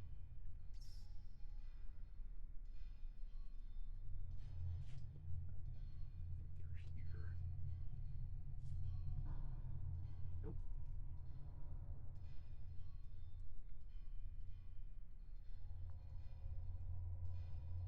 So as I said before, I've kind of combined all the Growing Dread cards. I probably shouldn't have done that. I probably should have kept them for specific parts of the game, like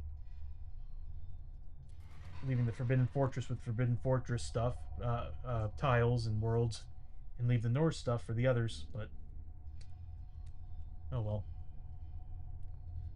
just makes it that much more random. So we add a Growing Dread card to the stack.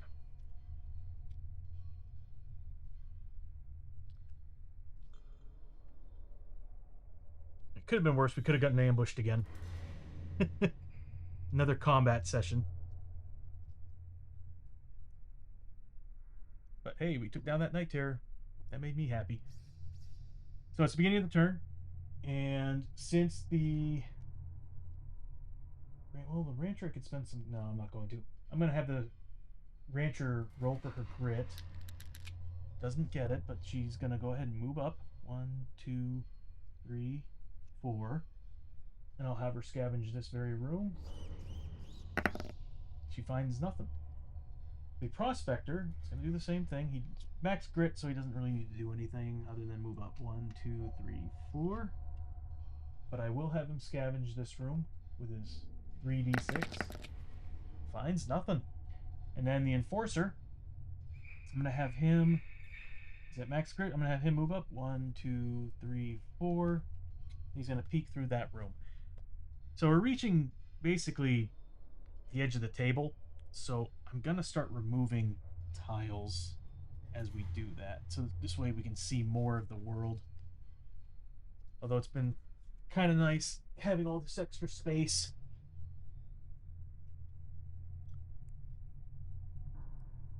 And what he finds on the other side of that entranceway is...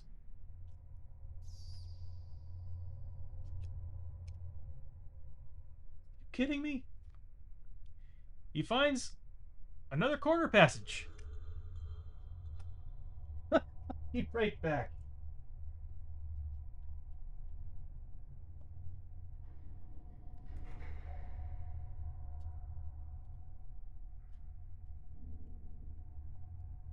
This should be the last one.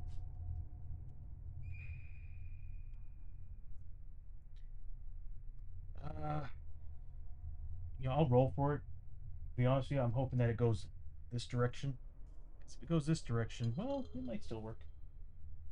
Let's see which direction the tile goes. 2.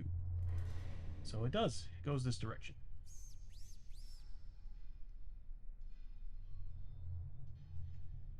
Just keep these over here. Actually, we'll put them atop the growing dread. So again, we go down. Now it's going to be a little bit more difficult for us to start making those hold back the darkness rolls, because we went from a 7+ to an 8+. Yeesh. Also, we could possibly run into some cards that screw us over based on where we are located in the death track. So that was their turn. We did the exploration. We found another hallway. It's now the end of the turn. Therefore, we get to do another one of those wonderful hold back the darkness, but this time at an 8+. Let's see what we get. If we didn't go down, we would have made this. But we rolled a 7 on an 8+. So we failed it. So we get to draw a darkness card.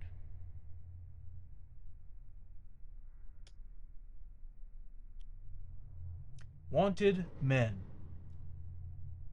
All outlaw enemies are +2 health and +1 damage with their attacks. Oh, that sucks. All enemies on the next threat card drawn gain the keyword outlaw. Wonderful. So that remains in play till the next threat card. Too bad it didn't happen when we fought the Night Terror. We could have just gotten rid of that. So we'll put that to the side for now until we run into some threats. Man. Okay. So at the beginning of the turn, again, we have the Rancher going first. She's going to roll her... Is that a 1? The app kind of screwed up. All right. So she didn't get her grip back, but she's going to move up. 1, 2, 3, 4. And she's going to go ahead and scavenge this room for anything, really. She finds something. And what she finds is... a hideous discovery. Man, she is good at finding these damn things. Take 3 horror hits that do 2 sanity damage a pop. Last time this happened, kind of hurt. So she needs to make 3 4+ saves. She fails 2 of them, so she takes 4 points of sanity damage. She is not doing well, but luckily for her, she's got the hand mirror that's giving her bonuses to her sanity. Whoops.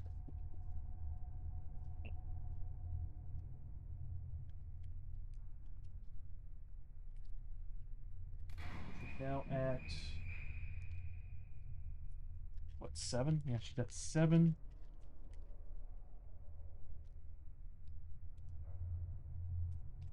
It's 7 sanity damage. So this mine hasn't been a good time for her. Although she's been the best at her combat during this mine session. So that's her turn. Next is going to be the Prospector. I'm going to go ahead and... he's actually at full grit, so he's just going to move up. 1, 2, 3, 4. And I'm going to have him also roll for scavenge. I really think these scavenge rolls are a bad idea. That's his turn. Next is the enforcer. He's going to move up his full amount to here. He's going to peer into this room and he's going to find, please don't be another freaking hallway. Okay. He finds the crossing station.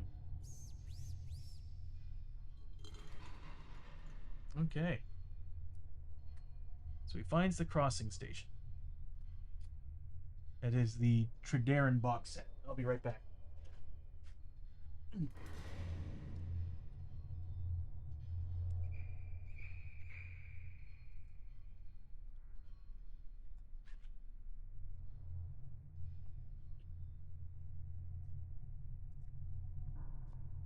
There it is. So it's going to be coming in from this side. You can't see it up there, can you? So I'm going to have to get rid of these two tiles. Or I can probably move it. Let me take a look. Let me see if I can. I'll just get rid of this one. Come on now. Play nice.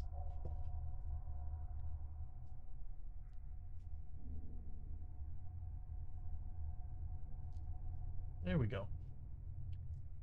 Get rid of that. So that's how things are looking right now.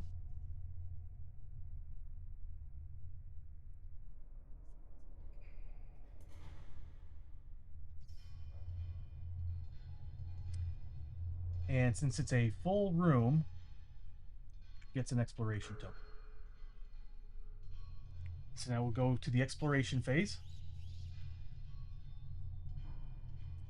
So two doors, two of those exits are going to be doors. We get an attack, so that means that they're going to be turning into outlaws and they get bonuses for being outlaws. And on top of that, we actually got a clue. So I'll go ahead and put that over here with these cards. So we got two clues, we need one more. So now we have to draw a threat card. Let's see what we're fighting.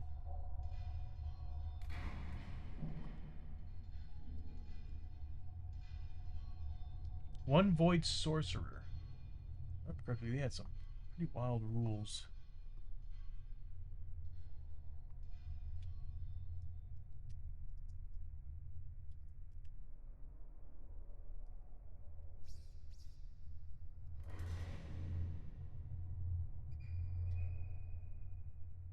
One second here.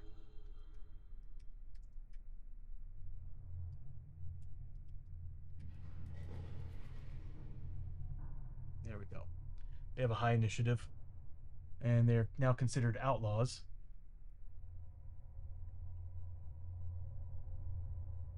I think these guys are pretty nasty. Oh boy, they get shootout.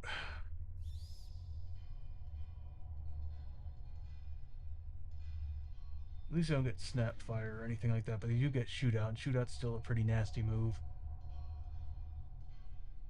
So let me go get the model.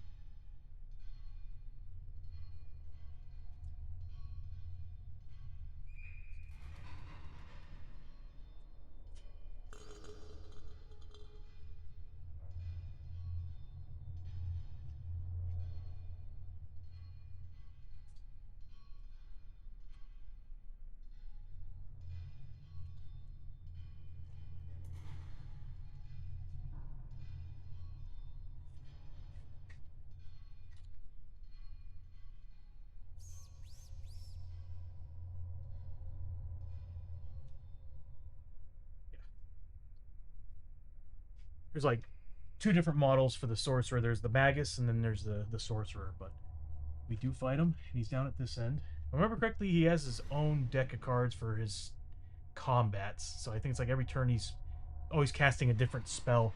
He uses void magic, and they've added new types of void magic even in the last couple campaigns.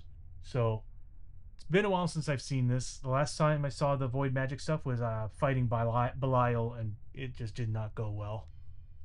Also, Belial is an XXL boss. So we got a void sorcery. He's at initiative 5, so he's always going to be going first. He gets shootout, so I gotta look at that rule again. I keep getting it mixed up with Snapfire, but I know Snapfire's worse. Void Magic. At the start of its activation, if not adjacent to a hero, after any retreat move, a Void Sorcerer rolls a d6. On a 1 through 3, it hurls a Void Bolt targeting... Oh, okay, so I don't guess they don't really get... It must be the Void Magus that gets the spells. On a 1 through 3, it hurls a Void Bolt targeting as per shootout rule. On a 4 through 6, it casts a random spell from the Void Magic deck. There it is. So the Void Bolt still does a range of 16. It shoots 3 times with damage 2, ignoring defense. That sucks. It's got phase daggers. Void Sorcerer combat hits ignore defense when making a melee attack. Void Sorcerers attack every adjacent hero. So, wow, it does peril dice damage too. Void Shield immune to critical hits unless adjacent to attacker. So as long as we get up in his face, we can critical hit him. Very easy to escape too. His range and melee are about average. Has plenty of health. Well, there's only one of them. But let me go get the Void Magic deck. That should be fun to play with.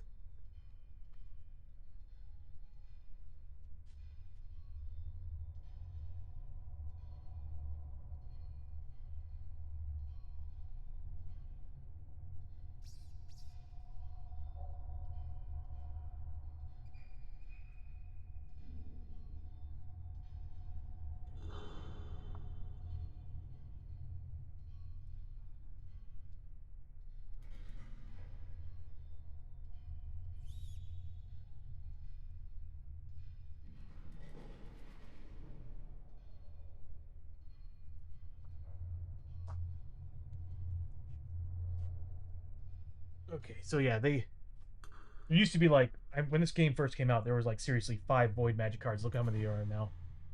And that's because there's so many new monsters that added Void Magic cards to this.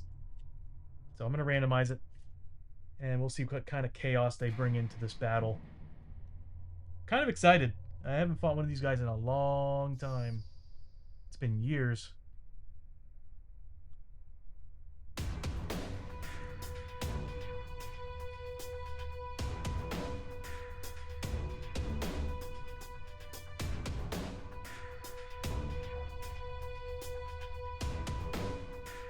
Might actually add those to my universal card decks so I can just keep drawing from Void Magic without having to actually pull these out. That'd be awesome. They don't need to stay on the board anyway. At least I don't think so. So I'm going to go ahead and get rid of this tile. And we'll just kind of... That'll give me the ability to move this up to right here.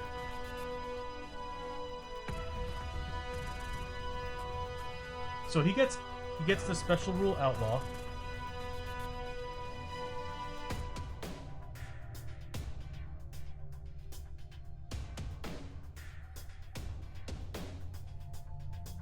So he gets the special rule outlaw, which means he gains, what was it again?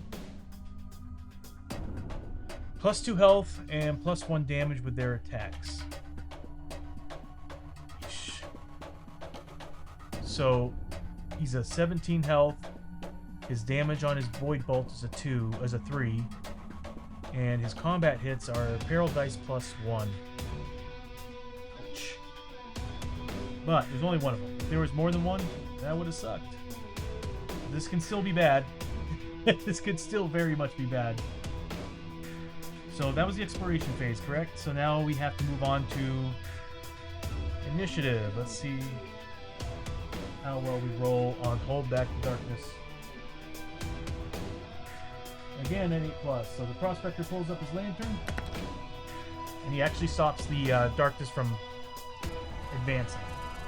We've been very fortunate with that, because we are close to another darkness card. So, at the start, the Void Sorcerer is going to go first. And how are we going to do this? I need to look up the shootout rule one more time.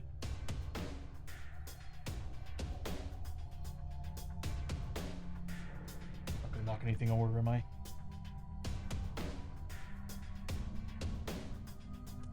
I swear I'm slowly talking in slurs. Alright, so shootout rules. So, enemies with shootout prefer ranged attacks over melee. They move and target using shootout markers with the following procedure. Ambush. When ambushing, select a random hero and place all the shootout enemies on the same map tile as far as possible. So, he chooses a random enemy. And that's going to be the Prospector. So he chooses a random hero and place all the shootout enemies on the hero's map tile as far away as possible. So the Prospector is on a corner tile. That means he's going to be right over here. This kind of just shifted everything over. Whoops! Go ahead and just shift this. So that's what we're looking at. And as far away from any heroes as possible.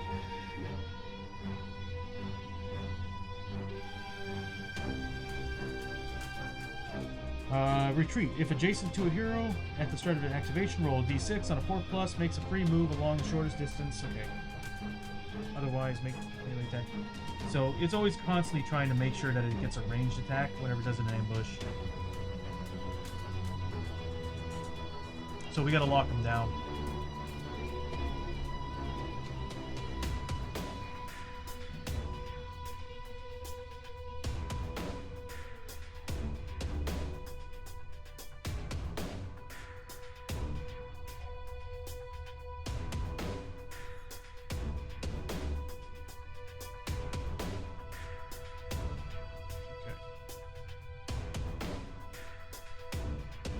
Okay. So that's all it is. It goes into ambush.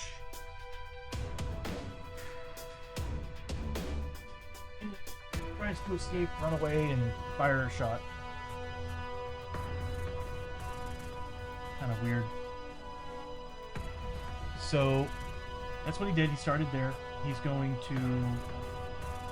First, we're going to roll and see what it is that he does. So let's roll a d6. Could be a void spell, could be void... Yep, he's going to fire a void bolt shot. So it's 3 shots at 3 damage. And he's doing it at the Prospector. So let's see if he makes those shots. Not roll well. No. All 3 void shots, void bolt shots just kind of... like a shotgun, just goes around...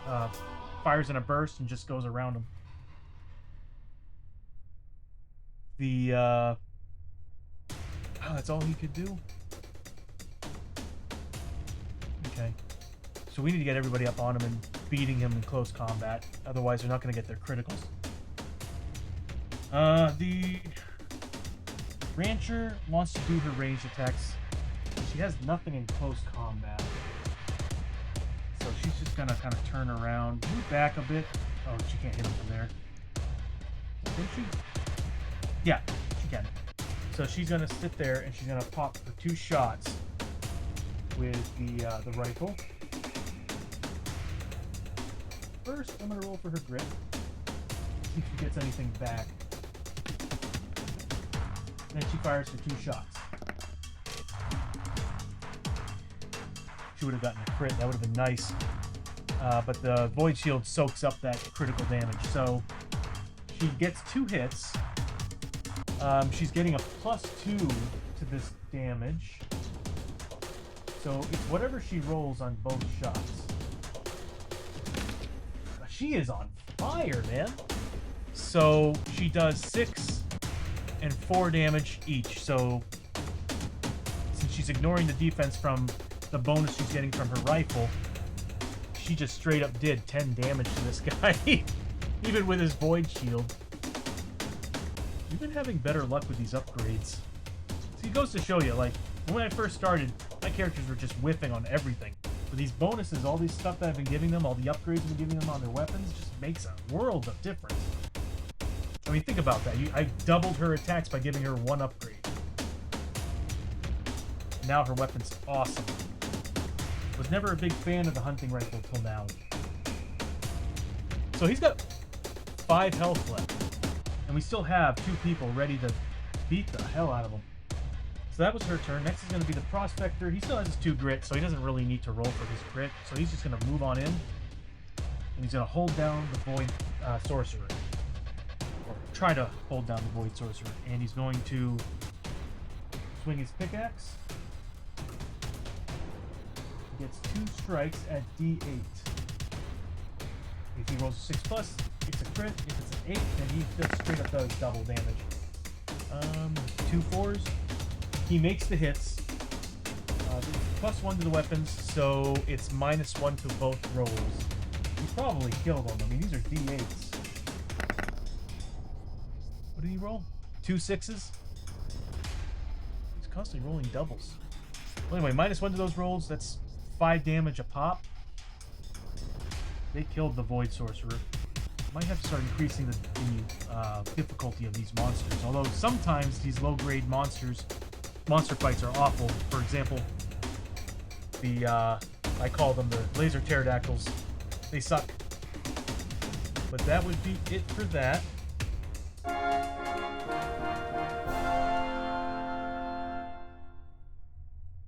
I'm not sorry.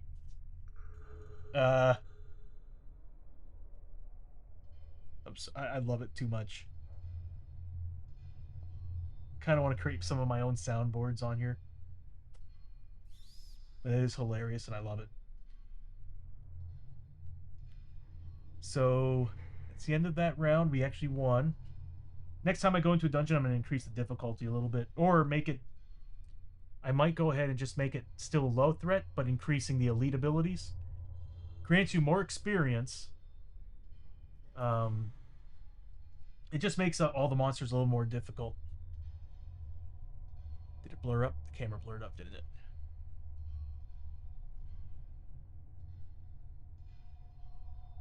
Well, I need to move this here, and it'll probably do a better job at picking up and focusing. So we finished him off. Everybody gets, well, the 2 that activated get a D3. So here's the Rancher. She gets D3 on her recovery. She gets 2 points to remove, so she's going to remove the 2 sanity damage that she's got right now.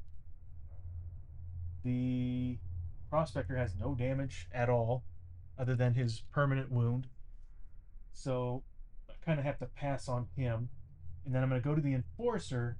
And the Enforcer is full grit. Dude, between the Rancher and the Prospector, the Enforcer hasn't really been able to do anything. I mean, he's just got his permanent sanity damage. He hasn't been taking damage, nothing.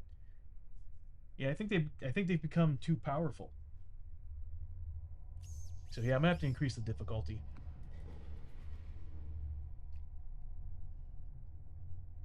Although sometimes difficulty doesn't really matter when the cards are just not in your favor and they're just constantly spawning more stuff, giving more darkness crap. Gets pretty wild. So then we go to the loots. Let's see what we gain. So for the Rancher, she gets 1 Darkstone piece.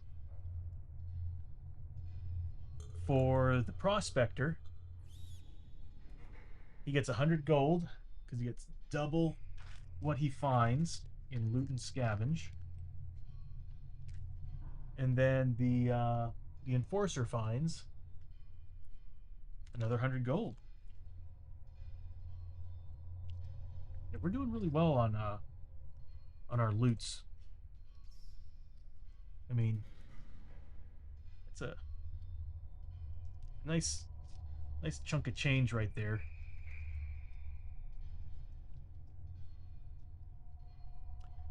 So that's the end of that round. We finished everybody getting their recovery.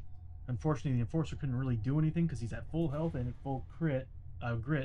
So we're going to go on and move on to another Hold Back the Darkness. I just have the sneaking suspicion I'm going to fail this one. Oh, and we get to get rid of that darkness card too while we're at it.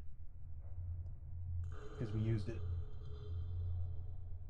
I'm glad it fell on that guy. It made things so much easier here on out.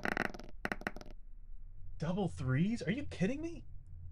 Okay, so we rolled doubles again, but this time threes, and this is usually bad. The darkness is always searching for a way out. Move the darkness 2 steps forward on the depth track. That sucked. So instead of just going 1 forward, it went 2 forward.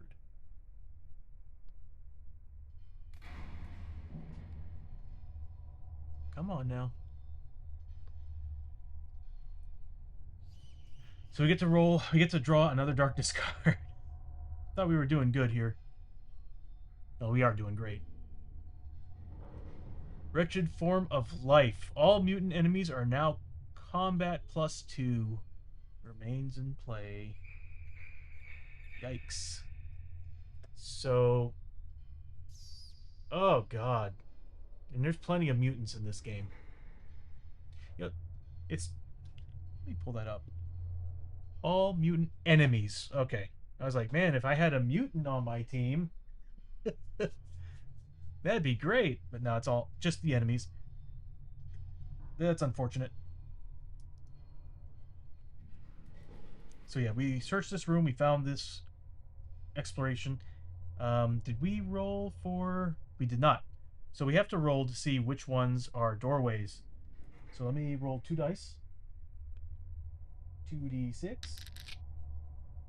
Okay, let me roll one more time. Once again.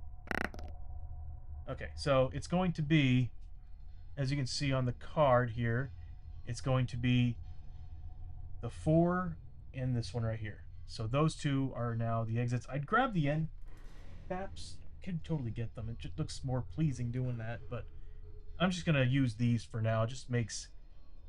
These just kind of make things easier without having to pull the caps out all the time. It is more pleasing to see the actual end cap on this thing, but I'm just going to do this. I'm going to finish painting these one day.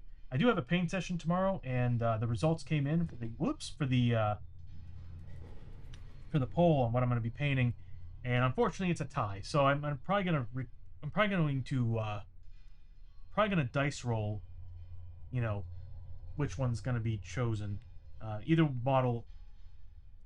The only thing is the Stranglers. I'm using the older models from the Stranglers. Like, those were the first models I had in the game.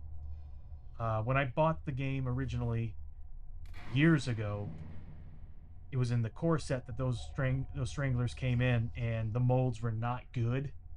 So you'll see it. There's like hinges and crap glued together, and I mean, I'm not saying I could fix it with paint, but once you paint it, it doesn't matter. You could have the ugliest looking model, and once you paint it, it looks beautiful. You just kind of lose. It's the new molds that they made for the Stranglers just look a little bit better. The details better, and they fit together better. But yeah, so I'm gonna just roll a die. Although I do really want to paint those Stranglers. I see them often. I think there's more cards of them in the game, and there's also swarm rules. They've added swarm rules over the past couple of years, so they're just constantly spawning. So it's the beginning of the turn, and we're going to start with the Rancher. She's going to roll for her grit. Doesn't get it, but she's going to go ahead and move up. 1, 2, 3. Which way do I want to go? Doesn't matter. They're both the same distance, so she's just going to go straight. And she's going to scavenge the room. Finds nothing. The Prospector... I might have him use a grit catch up, because he's way back here now. 1, 2, 3, 4. Yeah, I need to have him do that. I hate spending grit, but... So he's there, he's going to move up another 1, 2, 3, 4. Yes. That'll put him right next to where I'm going to place the Enforcer. Where did I put the grit? So next, he's going to also try to scavenge the room. He finds one scavenge.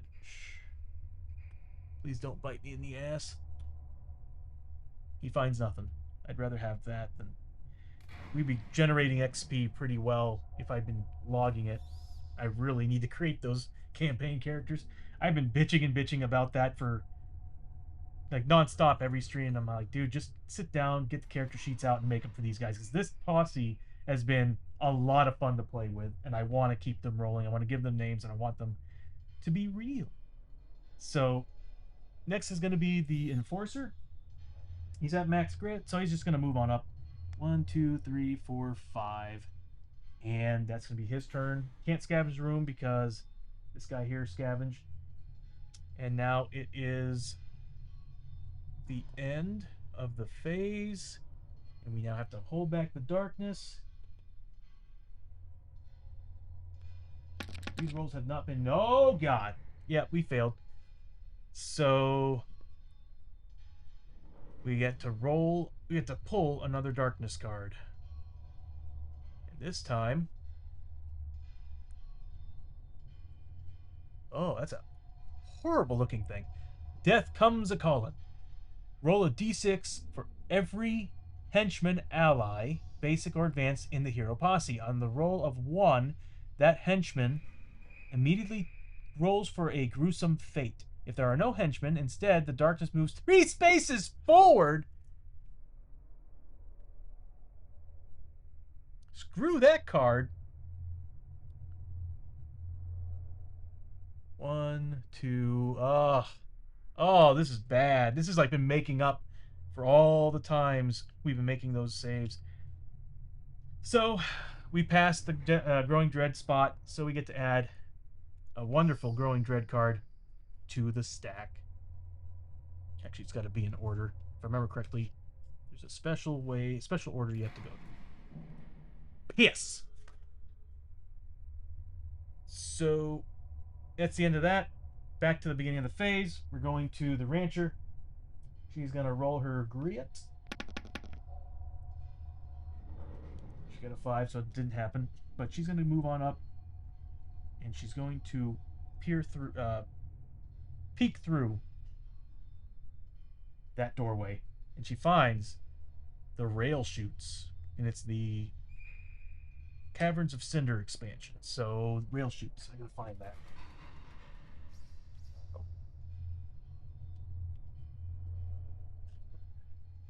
See what I got. Caverns of Cinder. So glad I have these organized. Organized-ish. Rail chutes. Found them!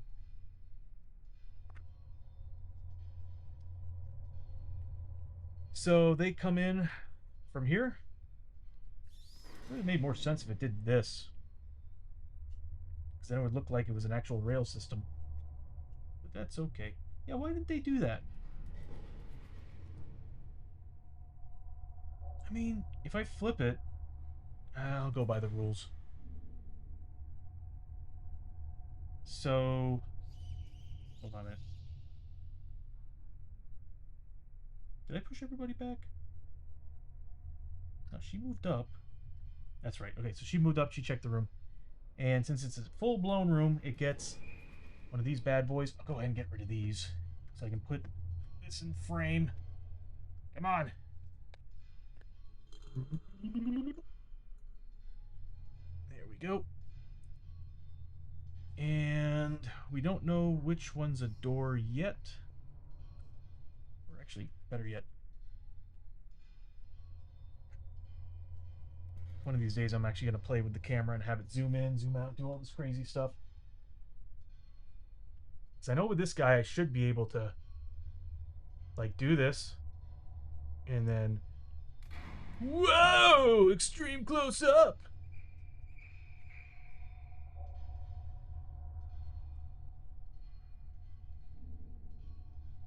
I keep forgetting to do that.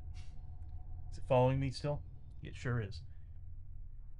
So she peeks through the room, doesn't do anything else, but now it's the Prospector's turn. He used a grit last turn, so he's down 1. So I'm going to go ahead and let him roll his grit. Doesn't find anything, but he's going to go ahead and move on up. I'm half tempted to increase the size of the dice. 1, 2, 3, 4. We'll go with 3. This could be an attack room. And he's going to scavenge that room. He finds 2 items. Or scavenges 2 things.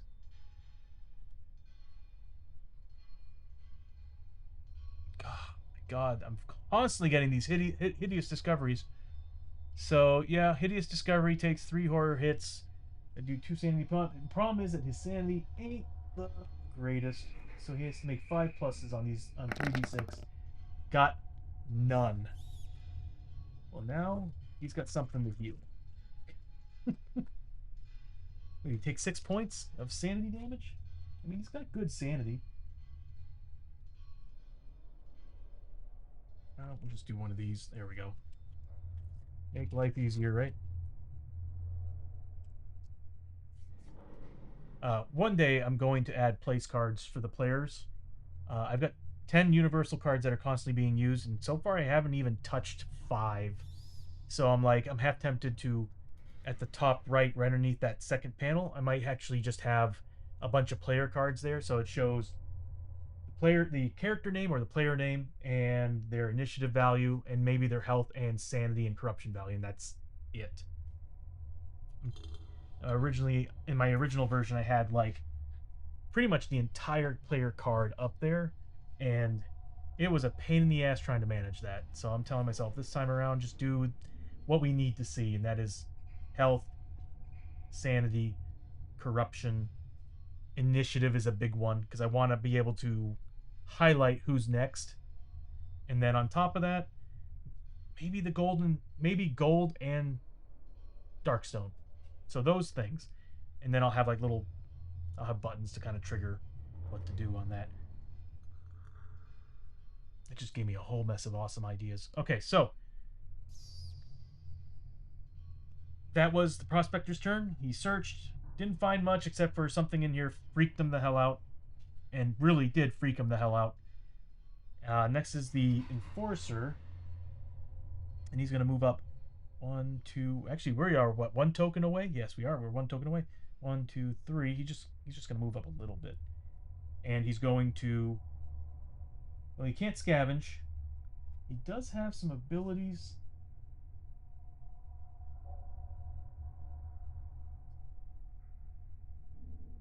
I gotta remind myself he has some of these things, but I don't know if I really.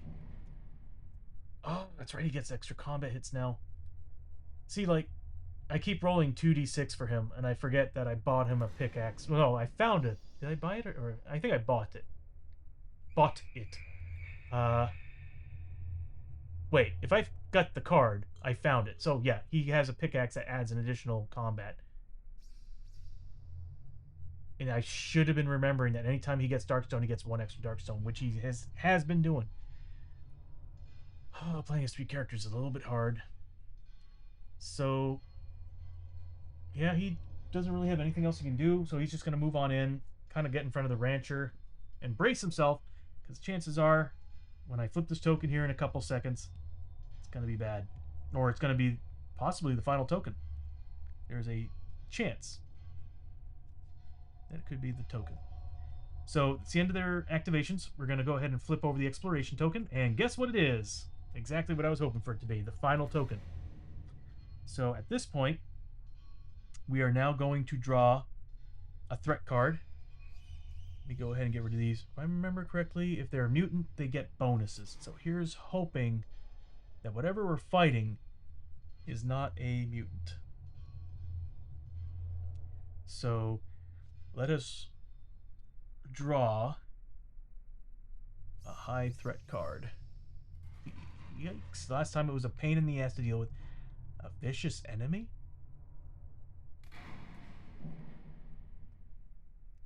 Oh, God. So I guess I got to keep that out. So at the end of this fight, heroes draw an extra loot card. Aw, dude, yes! These enemies are +1 damage on all their attacks and +2 health. This could be great, or this could suck. So I'm going to go ahead and put that to the side. because we're going to need that. And please do not be a mutant.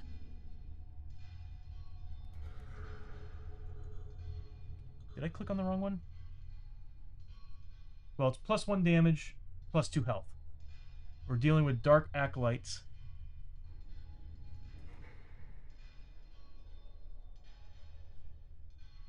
I clicked on the wrong one. So we're dealing with Dark Acolytes and a low threat card. So let me go ahead and grab that low threat card here.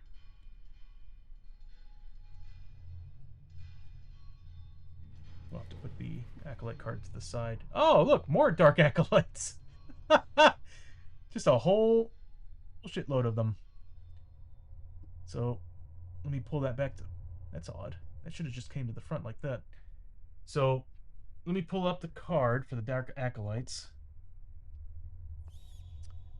And they get +1 damage, +2 health for the whole party because of that darkness card. But we also get 1 extra loot if we defeat them, which I think we should. The only thing that scares me is the fact that we have a lot of sanity damage, but they're acolytes, they're not actual monsters, so I don't think we'll be taking any horror hits. I could be wrong, though. So, Dark Acolytes. Hopefully I spelt it right here. I sure did. So, 6 of them, and then D3 +1, was it? Let me take a look. So we'll roll a D3. And I know there's a lot of acolytes in there. So, yeah. So we got 6, 7, 8, 9 acolytes that we're going to be facing. Put that one away as well. And they got a lot of rules. Not much health, but some decent defense. Arcane lore. I haven't fought these guys yet, but let me go ahead and pause the camera here. I'm going to go grab the models, and I'll be right back. While I do that, I'll go ahead and set the combat music.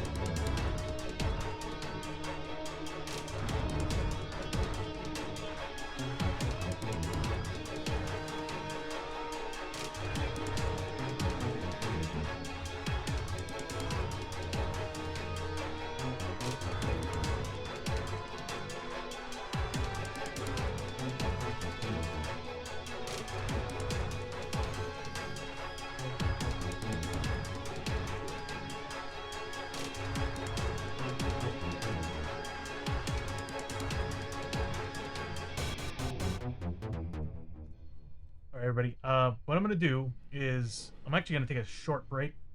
You hit the VR and all that. I'll take a short break, get everything prepped and ready, and we'll continue. This is the final battle in this dungeon, and we'll go from there.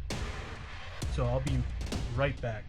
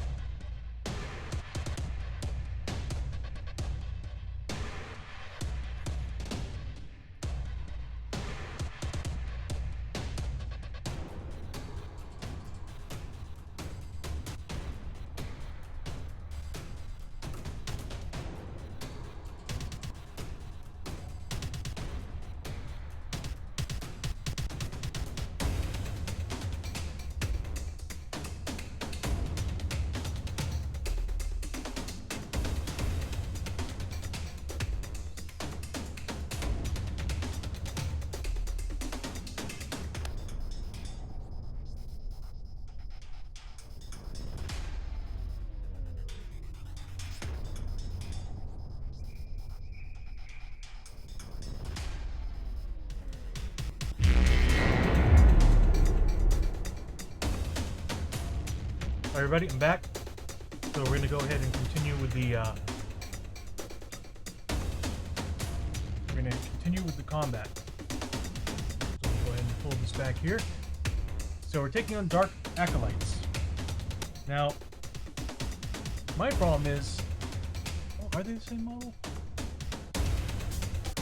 I'll take a look, but I mean, they look very similar. They got the masks and everything, but I don't see any with that just have the dagger. They all have rifles. So I'm not 100% certain if these are the right models or not. They're probably rifleman versions of them, but I'm going to use them for now because I was digging through and I couldn't really find the other ones. So we're fighting Dark Acolytes, our initiative 5. So they're going to go before everybody, which could be a good thing. If I can get them all gathered up, I can start throwing dynamite at them.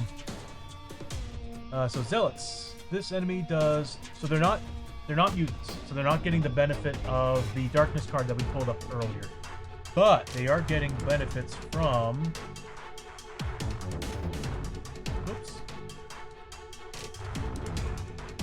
from that one card that's granting them, let me hide that.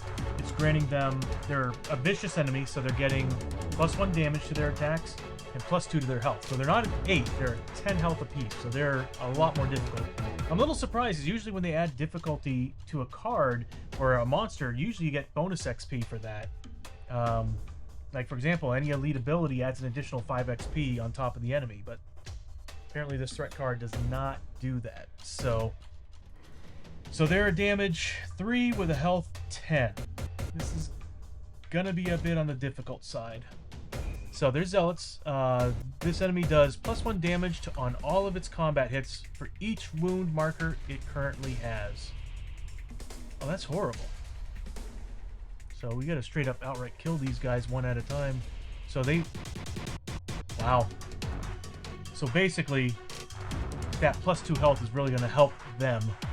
Well, of course it's gonna help them with the +2 health, but also if they're at 9 damage, if they have 9 wounds on themselves,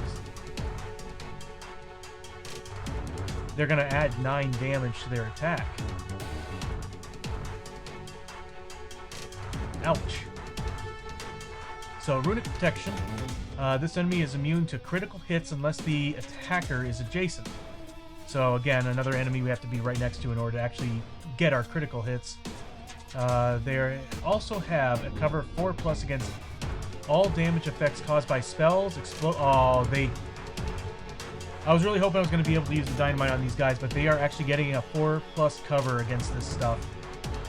And by attacks that include or are modified by an item with a Darkstone icon, the cover save cannot be ignored. So, cover saves, if I remember correctly, is the same. Go find the rules. If I remember correctly, cover saves are the same as an armor save. They're basically rolling for every point of damage.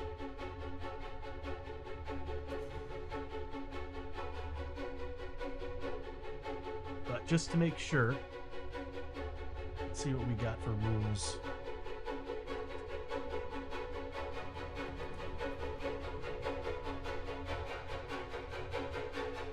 This might take a little bit of time to figure out. I'm sorry. I have not dealt with cover saves in quite a long time. And I think, yep, here we go. So, let's see. Well, this is for cover terrain, but I'm pretty sure it's the same rules.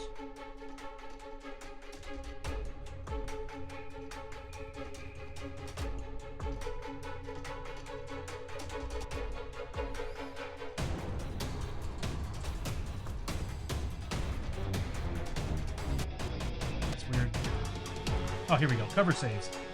Cover saves are made as d6 rolls before defense is applied, and each hit is prevented if the roll is equal to or higher than the save value. And what's their cover save? Cover 4+? So it's like an additional defense roll. And that sucks, because I actually have... Oh, the rifle. The rifle has a Darkstone embedded weapon, so they'd be getting their cover saves of 4+ against the hunting rifle. That sucks, but that means they'll even get it against the dynamite. So chances are I'm probably not going to use the dynamite. That means they actually get a defense roll. Anyway, arcane lore. At the start of this enemy group's activation, roll a d6 for each model in the group. There's 9 of them. On a roll of 4+, draw and play an arcane magic spell cast by the model in addition to its normal attack for the turn. Oh my god!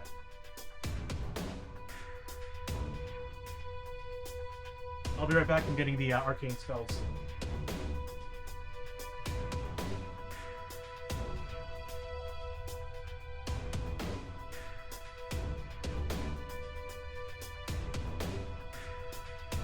So there we go. So it's got a total of 7 cards in it. So all 9 of these guys are going to be making potential combat attacks using spells. Just glad they don't have shootout or snapshot or anything. Then they get all these additional attacks on top of being the assholes they already are. Excuse my language, but 9 of these guys, I was not expecting it to be this nasty. And they are really good at avoiding everything I've got. So it's their turn. Did we already do the... I don't think we did. No, we did the exploration, so we have to do roll back the darkness. So let me go ahead and pull this card out. Actually, I'm not going to do that. We'll just do this. So initiative roll, hold back the darkness at 8+. And Let's see if the Prospector's Lantern does nothing. So we get to go forward here. Let's see where we are. We go down the depth. The darkness is coming out a little bit further, and we have to draw another darkness card. So we'll use the 4th universal card here. We're going to draw a darkness card. Encroaching Shadows. Can't really read that with all this stuff running. We've got to move fast. The heroes now need to roll 1 higher to successfully pass Hold Back the Darkness rolls. All heroes are now +2 move, though. Well, that would have been helpful last combat, but these guys are all going to be jumping on us. So we'll go ahead and just hide that to the side. And now, we start their turn. We pull their card back up here. So, again, at the start of the enemy group activation, roll a d6 for each model in the group. So, we'll do it one at a time, and we'll see what it is they do to us. Oh, this is not good.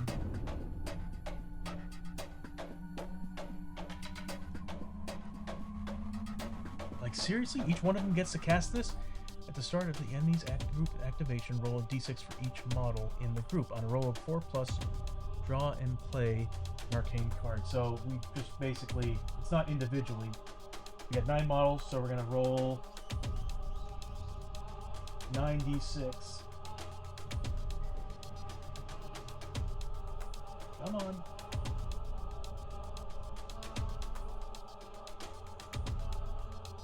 Looks like as if the dice roller is not working right now. I'm going to go ahead and reset it.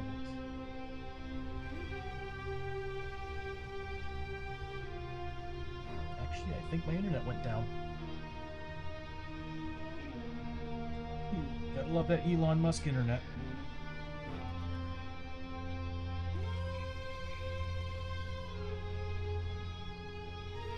Oh, it's online.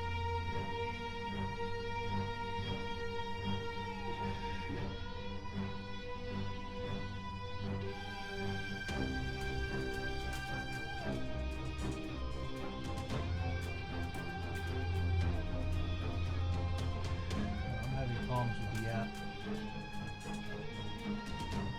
or my iPad, one of the two.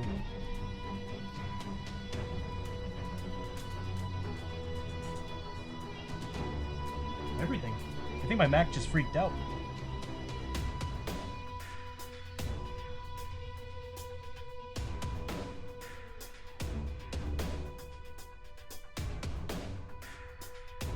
Sorry, give me 1 second.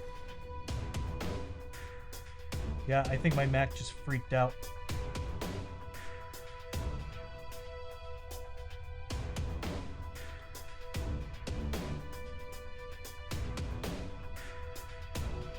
That is unfortunate.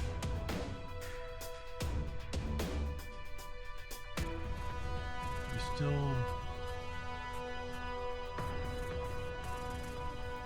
live? What's going on here? Yeah, I think my Mac flipped out. It might have overheated. I know I don't have anything running in the background. Well, anyway, now it's working. So we're going to roll 9d6. For every roll of 4+. So we got 1, 2, 3, 4, 5 cards. So we're going to do 1, 2, 3, 4, 5 different cards of arcane magic. And I'll go ahead and put them here in this area so y'all can see them. Sorry for the issue. I don't know what happened. I don't know if my internet just kind of snapped or if my Mac flipped out. If my Mac flipped out, I kind of figured that the whole system would have shut down, but it seems to still be running fine. I don't know. It's like everything just kind of disconnected for a second there. Like an EMP burst happened or something. So, oh god. So first thing that's going to happen is this magic card. Dark Summoning. Add D3 summoning markers to the spellcaster's enemy record sheet. At the end of this turn, if any model from the spellcaster's enemy group is still alive and there are 3 or more summoning markers on the sheet, remove all of them and reveal cards from the low threat deck until a card with the keyword demon or undead enemy is revealed. That threat card is played as an ambush, then shuffle. This like for real. They get to do this? Because there's so many of them. And with being so many of them, they're always going to be casting this dark summoning. And it's like, this is going to be a never-ending battle.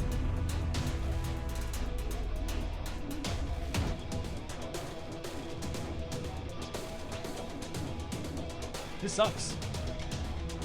Yeah, this is a bad boss fight. This is a really bad fight. This ain't gonna go well at all.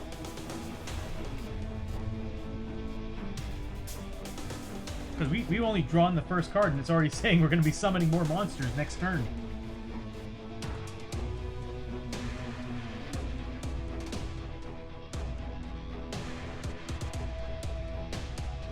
So first, let's see what happens. We'll add D3 summoning markers.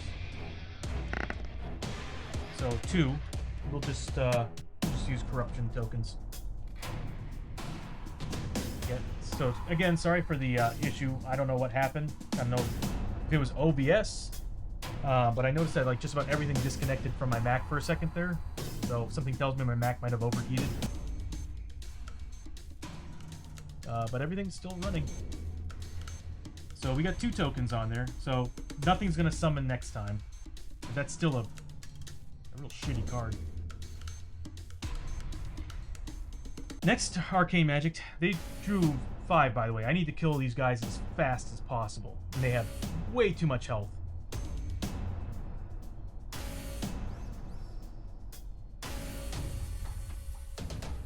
Dark Summoning. Add D3 summoning markers to the spellcaster's enemy record sheet. So, it happens again. Oh, God. So, it's up to 5 Dark Summoning tokens. I have the feeling this is probably one of the worst enemy groups I could have possibly run into right now. Because they're just going to keep spawning demons. I might actually have to give up. I don't... If they... Next one is Rokal's Revenge. All enemies heal up to 2d wounds each. For every 3 wounds total healed. In this way, every hero takes 1 corruption hit. Oh my god. Next, Arcane Energy Bolt. A random hero within range 8 and line of sight to the spellcaster is the target of the following range attack. Arcane Energy Bolt spell.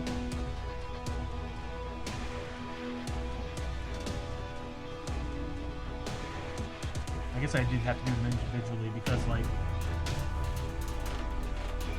well, it says for every single guy, so I'm just like, I mean, they're all within 8 of all of them anyway, so we're good there. But, it's an Arcane Bolt, shots 2, peril dice damage, uses spellcaster's range to hit, ignores defense. So, 1 random hero is targeting the Enforcer, and it deals, does it hit any of these? Let's take a look. We 2 hits, at 4 plus, 1 hits. That was the Enforcer, right? So this is a combat hit, so he gets his 3 plus. He gets it. So it doesn't do anything to him. Oh, it ignores defense. So it deals peril damage, peril dice damage. Please don't tell me you're having issues again.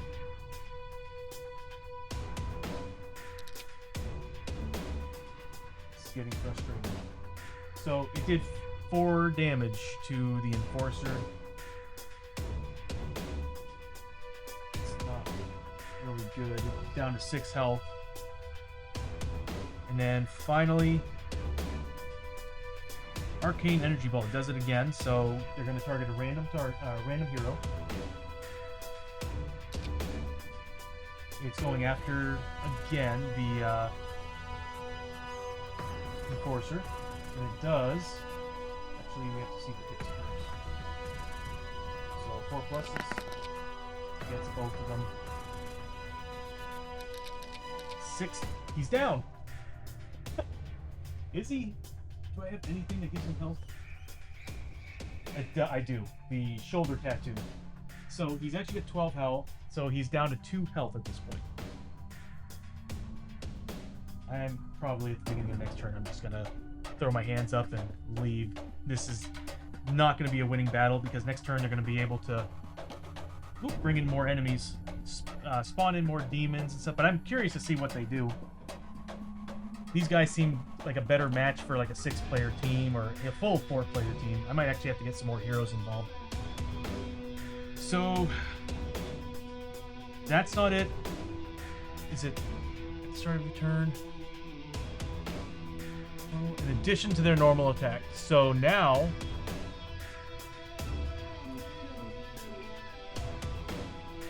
they get to roll on up.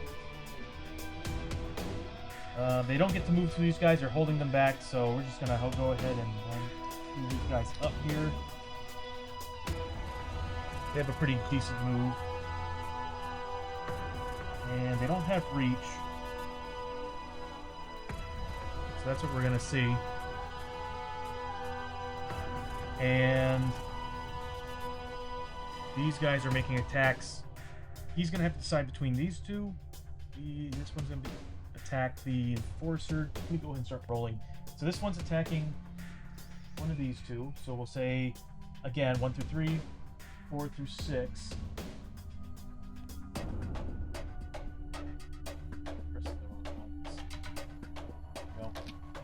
So he's attacking the Rancher. He's attacking the Enforcer. He's going to be attacking 1 through 3, 4 through 6. The Enforcer. He gets to choose between the two as well. He's going after the Prospector, and then these two are going after the Prospector. So these 3 are going after the Prospector. These 2 after the Enforcer, and this one after the Rancher. So we'll do the Rancher first. And he is doing what? He's +1 damage, +2 health for that card, and he's also getting Zealot, which is +1 damage to all its combat hit per wound. He doesn't have any wounds, so just the +1 damage for now. So 3 combat hits at 3 damage a pop. You know, their melee should be a little bit harder, considering they get all these spells, all these attacks. Does he have crit rules? No. So, 2 hits. She needs to make 4 pluses against these. She avoids the attacks. These 2 are doing 6 hits, 6 attacks. Again, at 3 damage a pop. 1, 2, 3, 4. He gets 4 of them.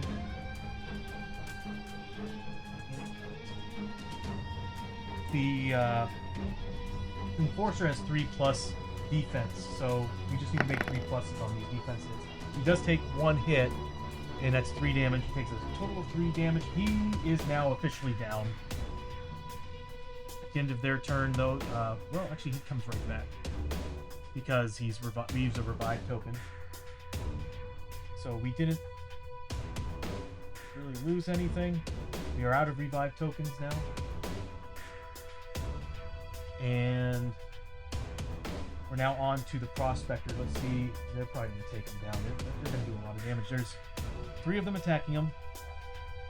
3 combat, so 9 attacks at, again, 4+.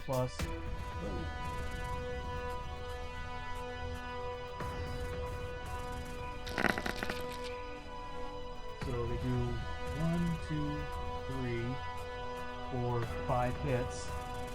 And he needs to make 5 4+ saves.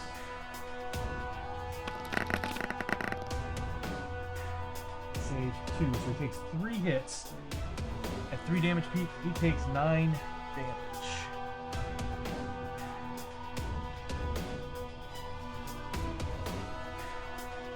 Yeah, we're already looking pretty rough after this one round.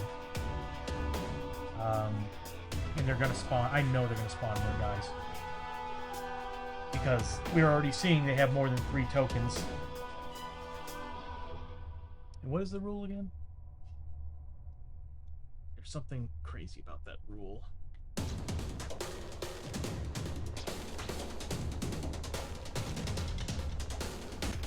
At the end of the turn, if any model in the spellcaster's enemy group is still alive, and there are 3 or more summoning markers on the sheet. Wow. Yeah, they're gonna summon something.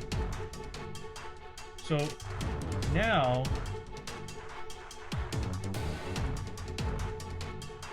actually, hold on a minute here. This enemy is immune to critical hits unless the attacker is adjacent. They also have a cover 4+ save against all damage effects caused by spells, explosives, and by attacks that include or are modified by a Darkstone icon. So they get a cover save against the dynamite, which is basically just another defense. That's... oh my god. Why? Okay. Either way, they're... because I gave it the Darkstone grip on the hunting rifle. The Darkstone grip is a Darkstone icon piece, so they would be getting they would be getting that cover 4+ from both shots.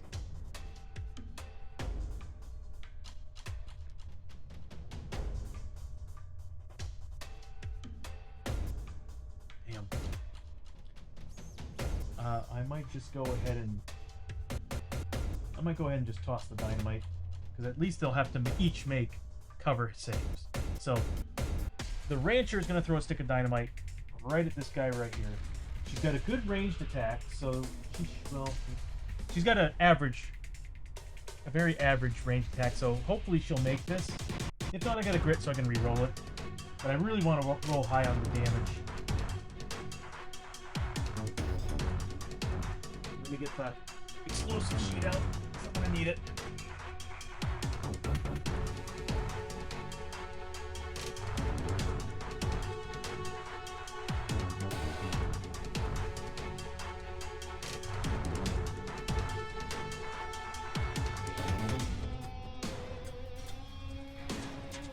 So, dynamite tokens discard to throw as a ranged attack. If missed to the 2-hit roll, bounces D3 times before exploding. Models in adjacent area take D6 wounds each, ignoring defense, but it is exploding dynamite, so therefore it's an explosive.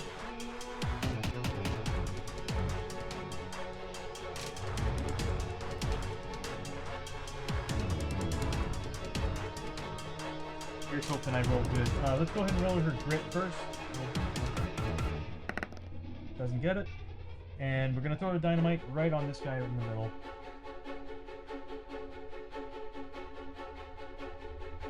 And there's no way we're going to be able to kill all these guys before the next turn. So here we go with the dynamite. Let's see if she manages to do it.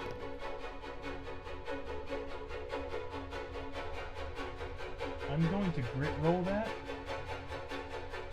I want to make sure this hits them. Okay, so it hits its mark.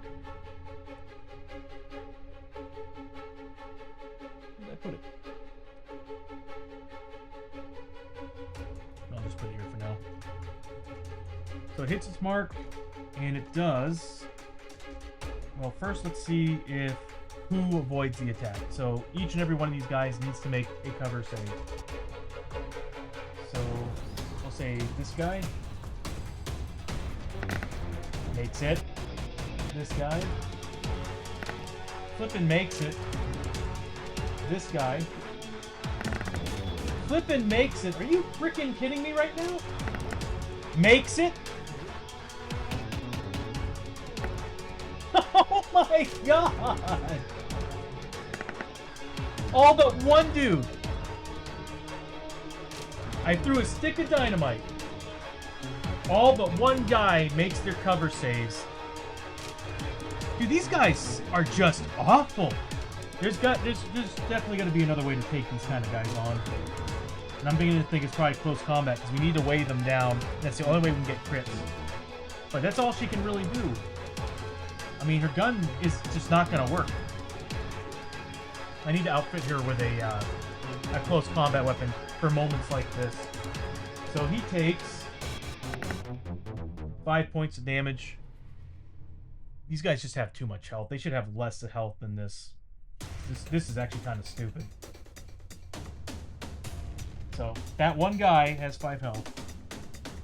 The rest have 10. How much health is this in total? There's like 90. Yeah, there's like 90 health on this table for their side. This is dumb. But, oh well.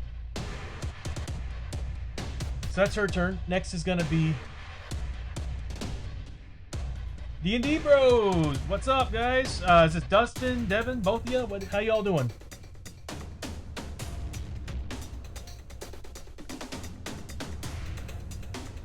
I can't believe they covered out of almost every single hit in that dynamite. It's ridiculous. Cool. Good to see you guys on the stream. What are y'all playing tonight? So next I'm going to have, first it's the Prospector that's going next. He's going to take out his heavy pickaxe and start swinging that bitch around. He gets +2 damage to it. They have 10 health. This is not going to go well. I'm going to have him roll for his grit. Red Dead Redemption 2, that's fitting. I'm playing an Old West type of game. That's awesome, man. Guys, I love Red Dead Redemption 2. I don't remember if Devin, I don't know if Devin was there, but I remember like when Red Dead Redemption 1 first came out and we discovered the multiplayer on that, there was like a big flippin' group of us that just went chaotic day one.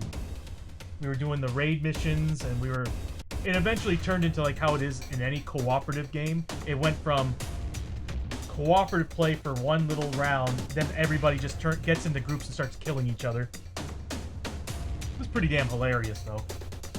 I just remember the game being very buggy because it was like first time that we had like an online multiplayer Take-Two game.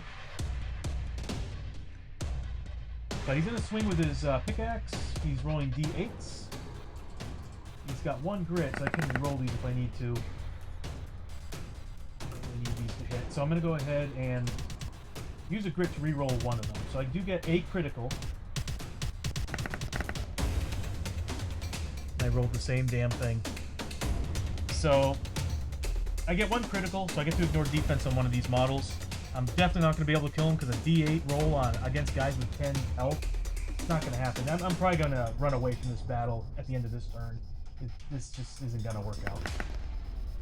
Yeah, 5 damage. Another guy with 5 damage.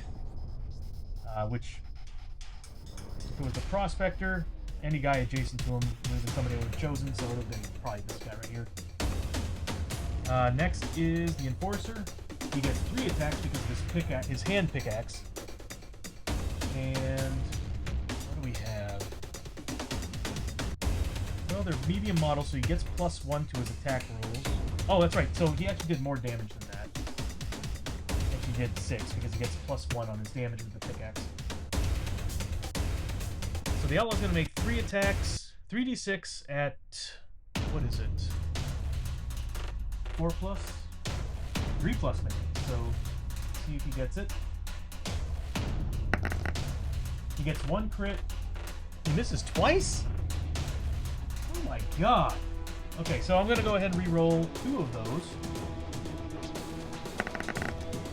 Okay, so I get 2 crits and a hit.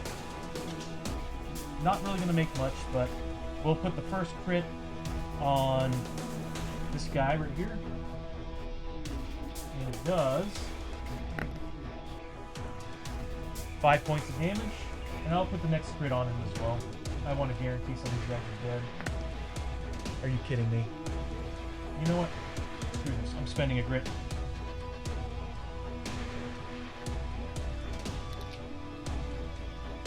He's down to 1 health. And then I'll just... You know what? I'll try to kill him with the extra attack. It's -2 to what I roll.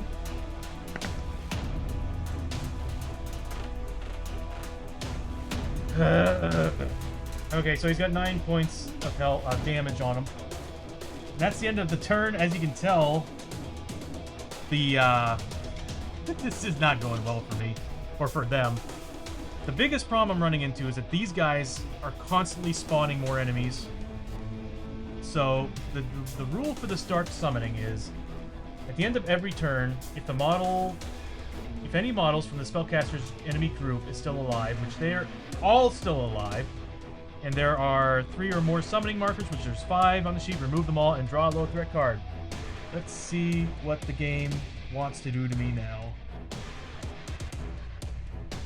So we'll draw a low threat card.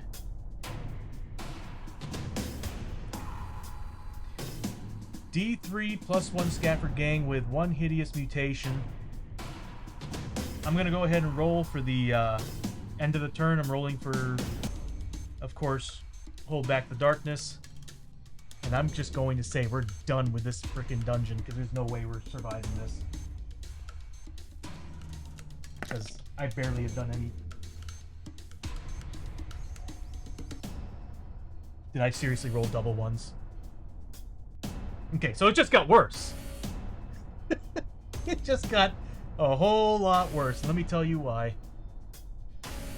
I've been rolling these a lot. Like almost like every day I've rolled at least 1 double one. So in the Mind Depth events on a double 1 ambush attack, there are fiendish creatures and demons in dark places of the world. We get an ambush attack, draw a threat card, and they immediately ambush.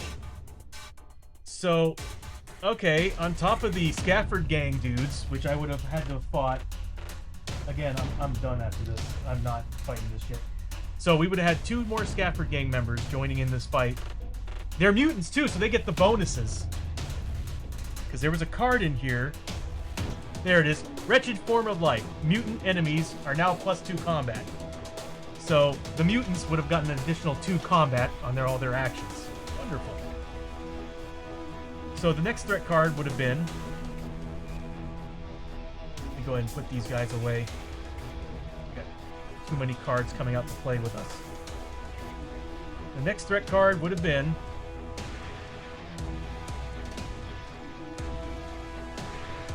Yeah, no. D3 +1 Lumias. And we would have fought 4 of them. So we would have had the 9 assholes here, 2 mutants, and then we'd have 4 Lumia vampires, which I've already seen the damage they could potentially do in the first round. I just got lucky on my dynamite rolls.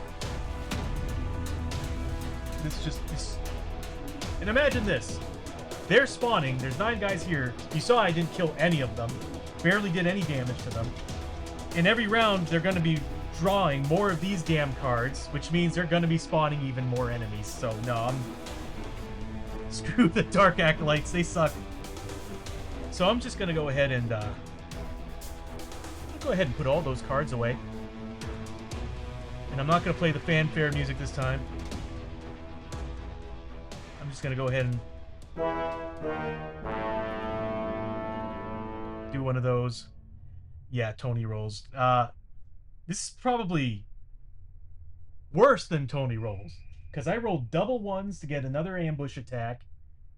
I wasn't rolling well at all on my combats, and on top of that, like, just the fact that I drew a card that had both had Dark Acolyte spawns. So I had 9 of these guys pop up, and they are nasty. Like, the fact that they even have 10 health is kind of stupid. I think they need to nerf these guys, because they should have, at best, 5 health with 3 defense. It doesn't make any damn sense. They're people. But then again, they are getting magic runes and all that crap, but these arcane magic spells are trash. So we failed the mission. And what happens when you fail the mission is, I believe it's 1d3 of the town stay locations are destroyed. Why not? So three of the spots are destroyed. And now we go into the next phase of the game.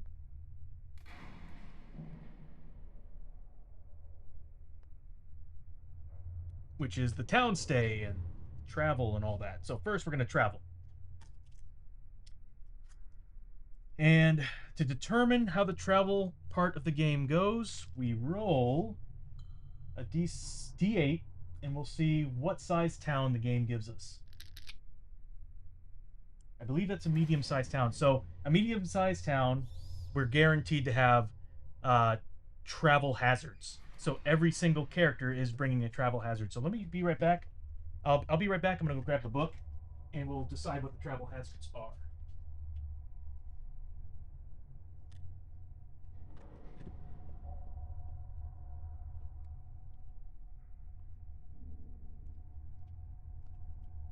Luckily for us, nobody died, but doesn't mean that the next town's gonna be destroyed. Oh, so yeah, their health comes back, their sanity comes back. They still have their permanent wounds. Yeah, he has a permanent sanity damage. And they all get 1 grit a pop for the end of the adventure, whether they won or lost. Love you, brother. Getting ready for our kickoff. Bros, thank you so much for stopping by. I'm hoping one day you can jump in on this with me. I know Devin remembers playing this game, but Dustin, I think you'll love it, dude. Except that there is no paladin, but there is a preacher, and the preacher's pretty awesome. You just have to level him up before he becomes awesome, because his rolls are a pain in the ass. Mad Arts, hello and greetings. Mad Arts, how you doing, bro? Welcome to the stream. I just failed an adventure, and we're actually on our way to a town state. So let me pop the town state music on here. Get all nice and romantic with the town state music. Why did it always drop it so low?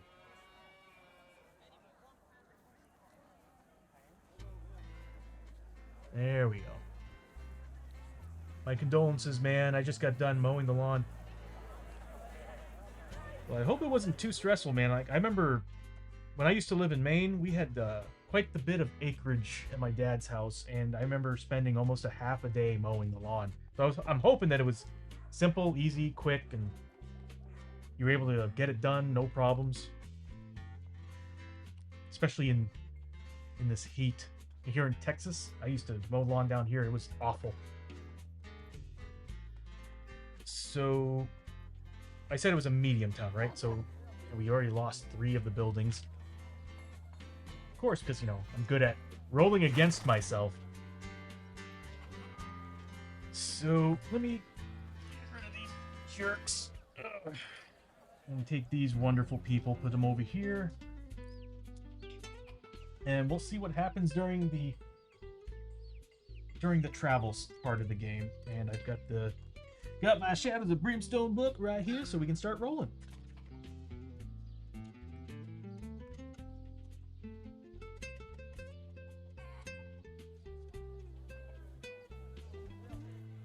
Yeah, it was pretty good. Got the mower fixed so it doesn't overheat multiple times. That's good, man. I've never had a mower overheat before.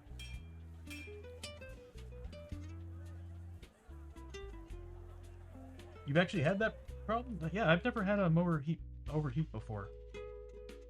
What is that like? If you don't mind me asking.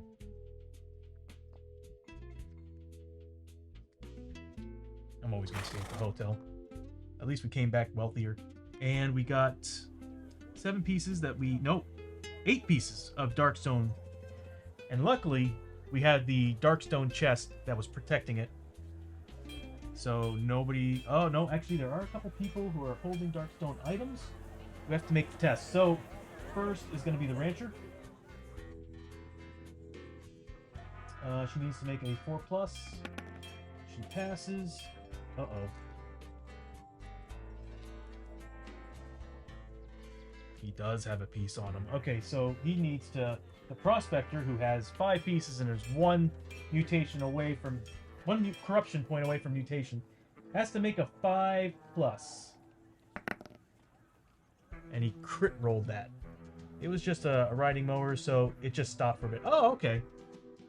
Yeah, I kind of figured that's probably what it would have done. I never was lucky enough to have a riding mower. I always had the push ones.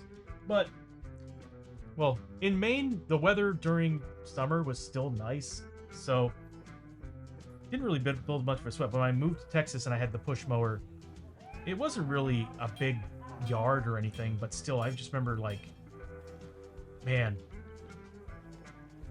it was still painful to be mowing in that. I don't know how people do it down here. And that's when, you know, at a certain point, I ended up just hiring somebody to do it. I was also trying to make time to do it because every time yeah, you know how it is. Life can be very busy, and I was like, you know, I might as well just. Was every 2 weeks I had somebody come over. If I remember correctly, I think they charged me $120 every week, which was totally worth it. Totally worth it. And at the time, I actually made decent enough money to actually warrant doing it. But now I live in an RV park and I don't have to worry about it.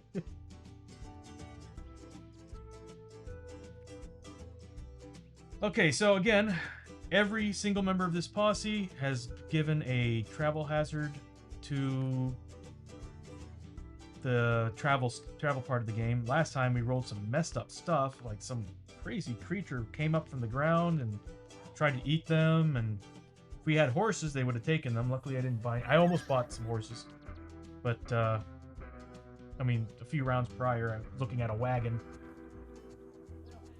But we still managed to do that, but we did lose some items in the process. So let's go ahead and roll. Again, I do have to go on this app and make two different colored D6s so that we can.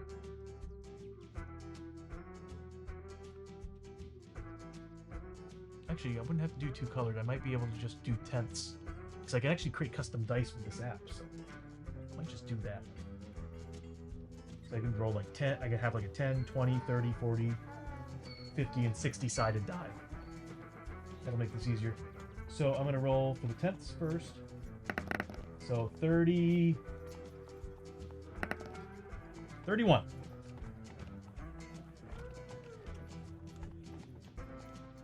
March of the Lost Army.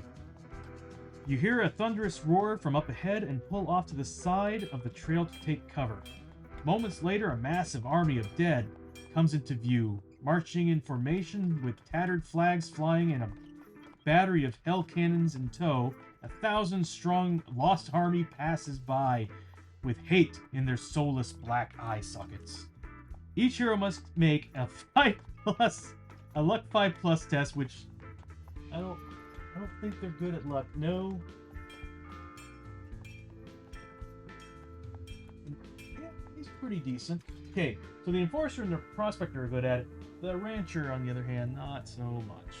So each hero must make a luck 5+ test. If passed, gain 20 XP. If failed, we'll get to that here in a second. So first, we'll do the Rancher because, you know, she goes first initiative. She does not make it. So let's see what happens. If failed, the Lost Army is alerted to your presence, and the hero must make a run for it. Riding is... well, it says riding, but they don't have any horses, so running as fast as possible to get away. In your haste to escape, the hero loses one item of their choice, pulled away by the clawing hands of the spectral cavalry sent to give chase. What would I like to be stolen? Ooh. I guess we could say the blood pot. As helpful as this thing would be, there's no way I'm getting rid of either one of these items. That's a pretty nasty card. So she drops the blood pot, which kind of sucks. 'Cause I remember, damn, that's an artifact too. No way am I getting rid of my gun. Next is the Prospector. He gets to roll 3d6, to which he gets out of there no problem, and the Enforcer gets out of there no problem. They both made their 5+.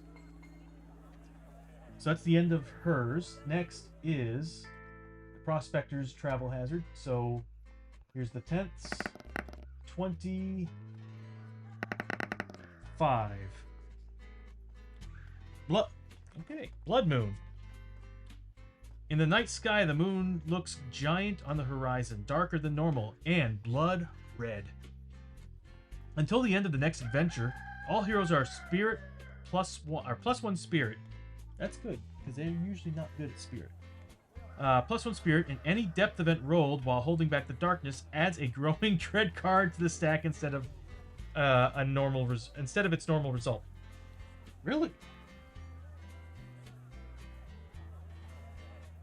Any depth event rolled while holding back the darkness has growing dread card to the stack instead of its normal result. So that means that if we just get doubles, we just add growing dread to the... Oh, I forgot.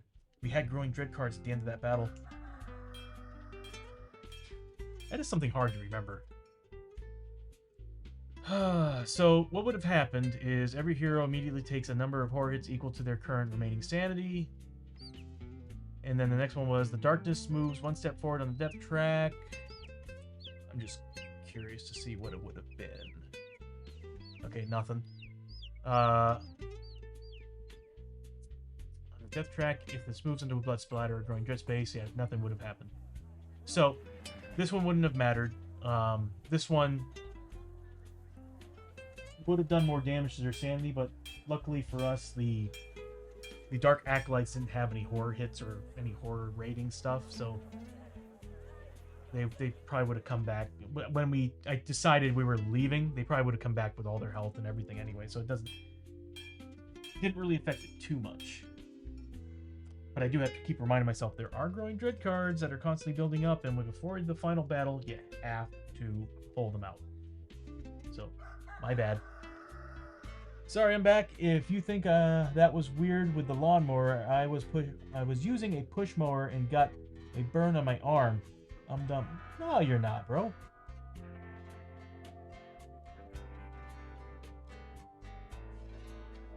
Like recently, like today, or like in the past, you got burnt by that. Dude, I've been burnt by so many things. 'Cause I'm careless. It's not so much being dumb. I'm just careless. Like, things don't really compute up here until after the fact sometimes. My camera is freezing here and there. Might be my connection. Because my OBS is showing up fine. My face cam, I'm beginning to think... Oh, on my end, it seems to be going fine. I do know that I've been, once in a while, having issues with my connection. Earlier, all my devices just disconnected from my Mac and then popped back on. Yeah, see, OBS is showing up fine, and the live feed seems to be fine on my end.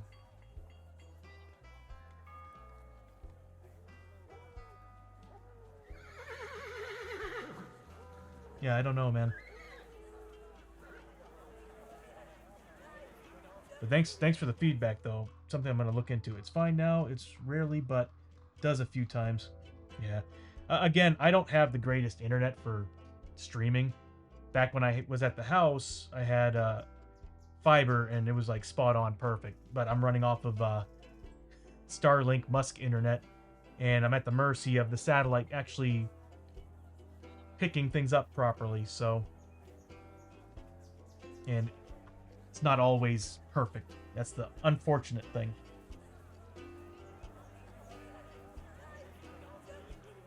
So we're gonna go to the next event. But everything else seems fine. Like the audio and all that seems okay. I've been loving the shotgun mic's been doing a lot better than the previous mic. The thing picks up so much better. And I can also hide it off screen and have it facing directly at me. Having my old mic here was kind of odd. Because I'd be turning all the time and it wouldn't be picking me up. But this guy does a much better job at it. So what I'm going to do is roll the tents. Did I already do it? I did 25, right? So yeah, the blood moon. So, like Silk, man. Appreciate it, bro. I'm glad that's working good. I was having a hard time earlier deciding if the background sounds from Syrinscape was leveled enough to still be heard, but not exactly overpowering the microphones. To which, I wonder if it's even... It is being picked up. Okay. And the effects are coming in smoothly. Great. That's good. As long as the audio is working great. I mean, I would love the visuals to be working fine, but you can still kind of get an idea of what's going on with the minor pauses here and there. I know it's hard to miss out on this beautiful face and physique. I love you, Mad Arts.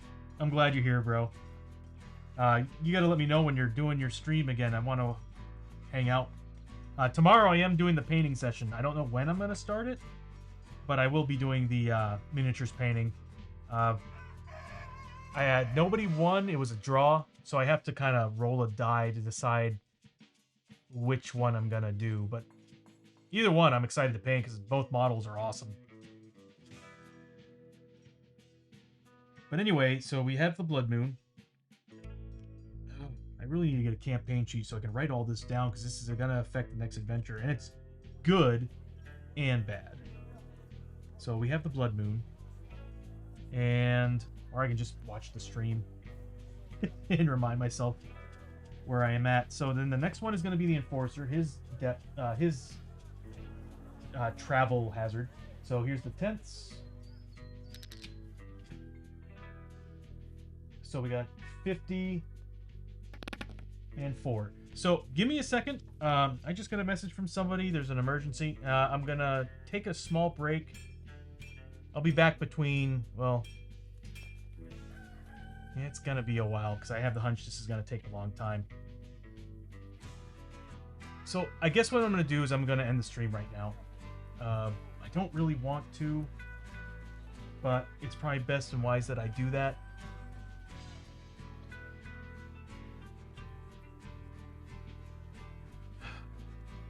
So I'm gonna go ahead and end the stream right now.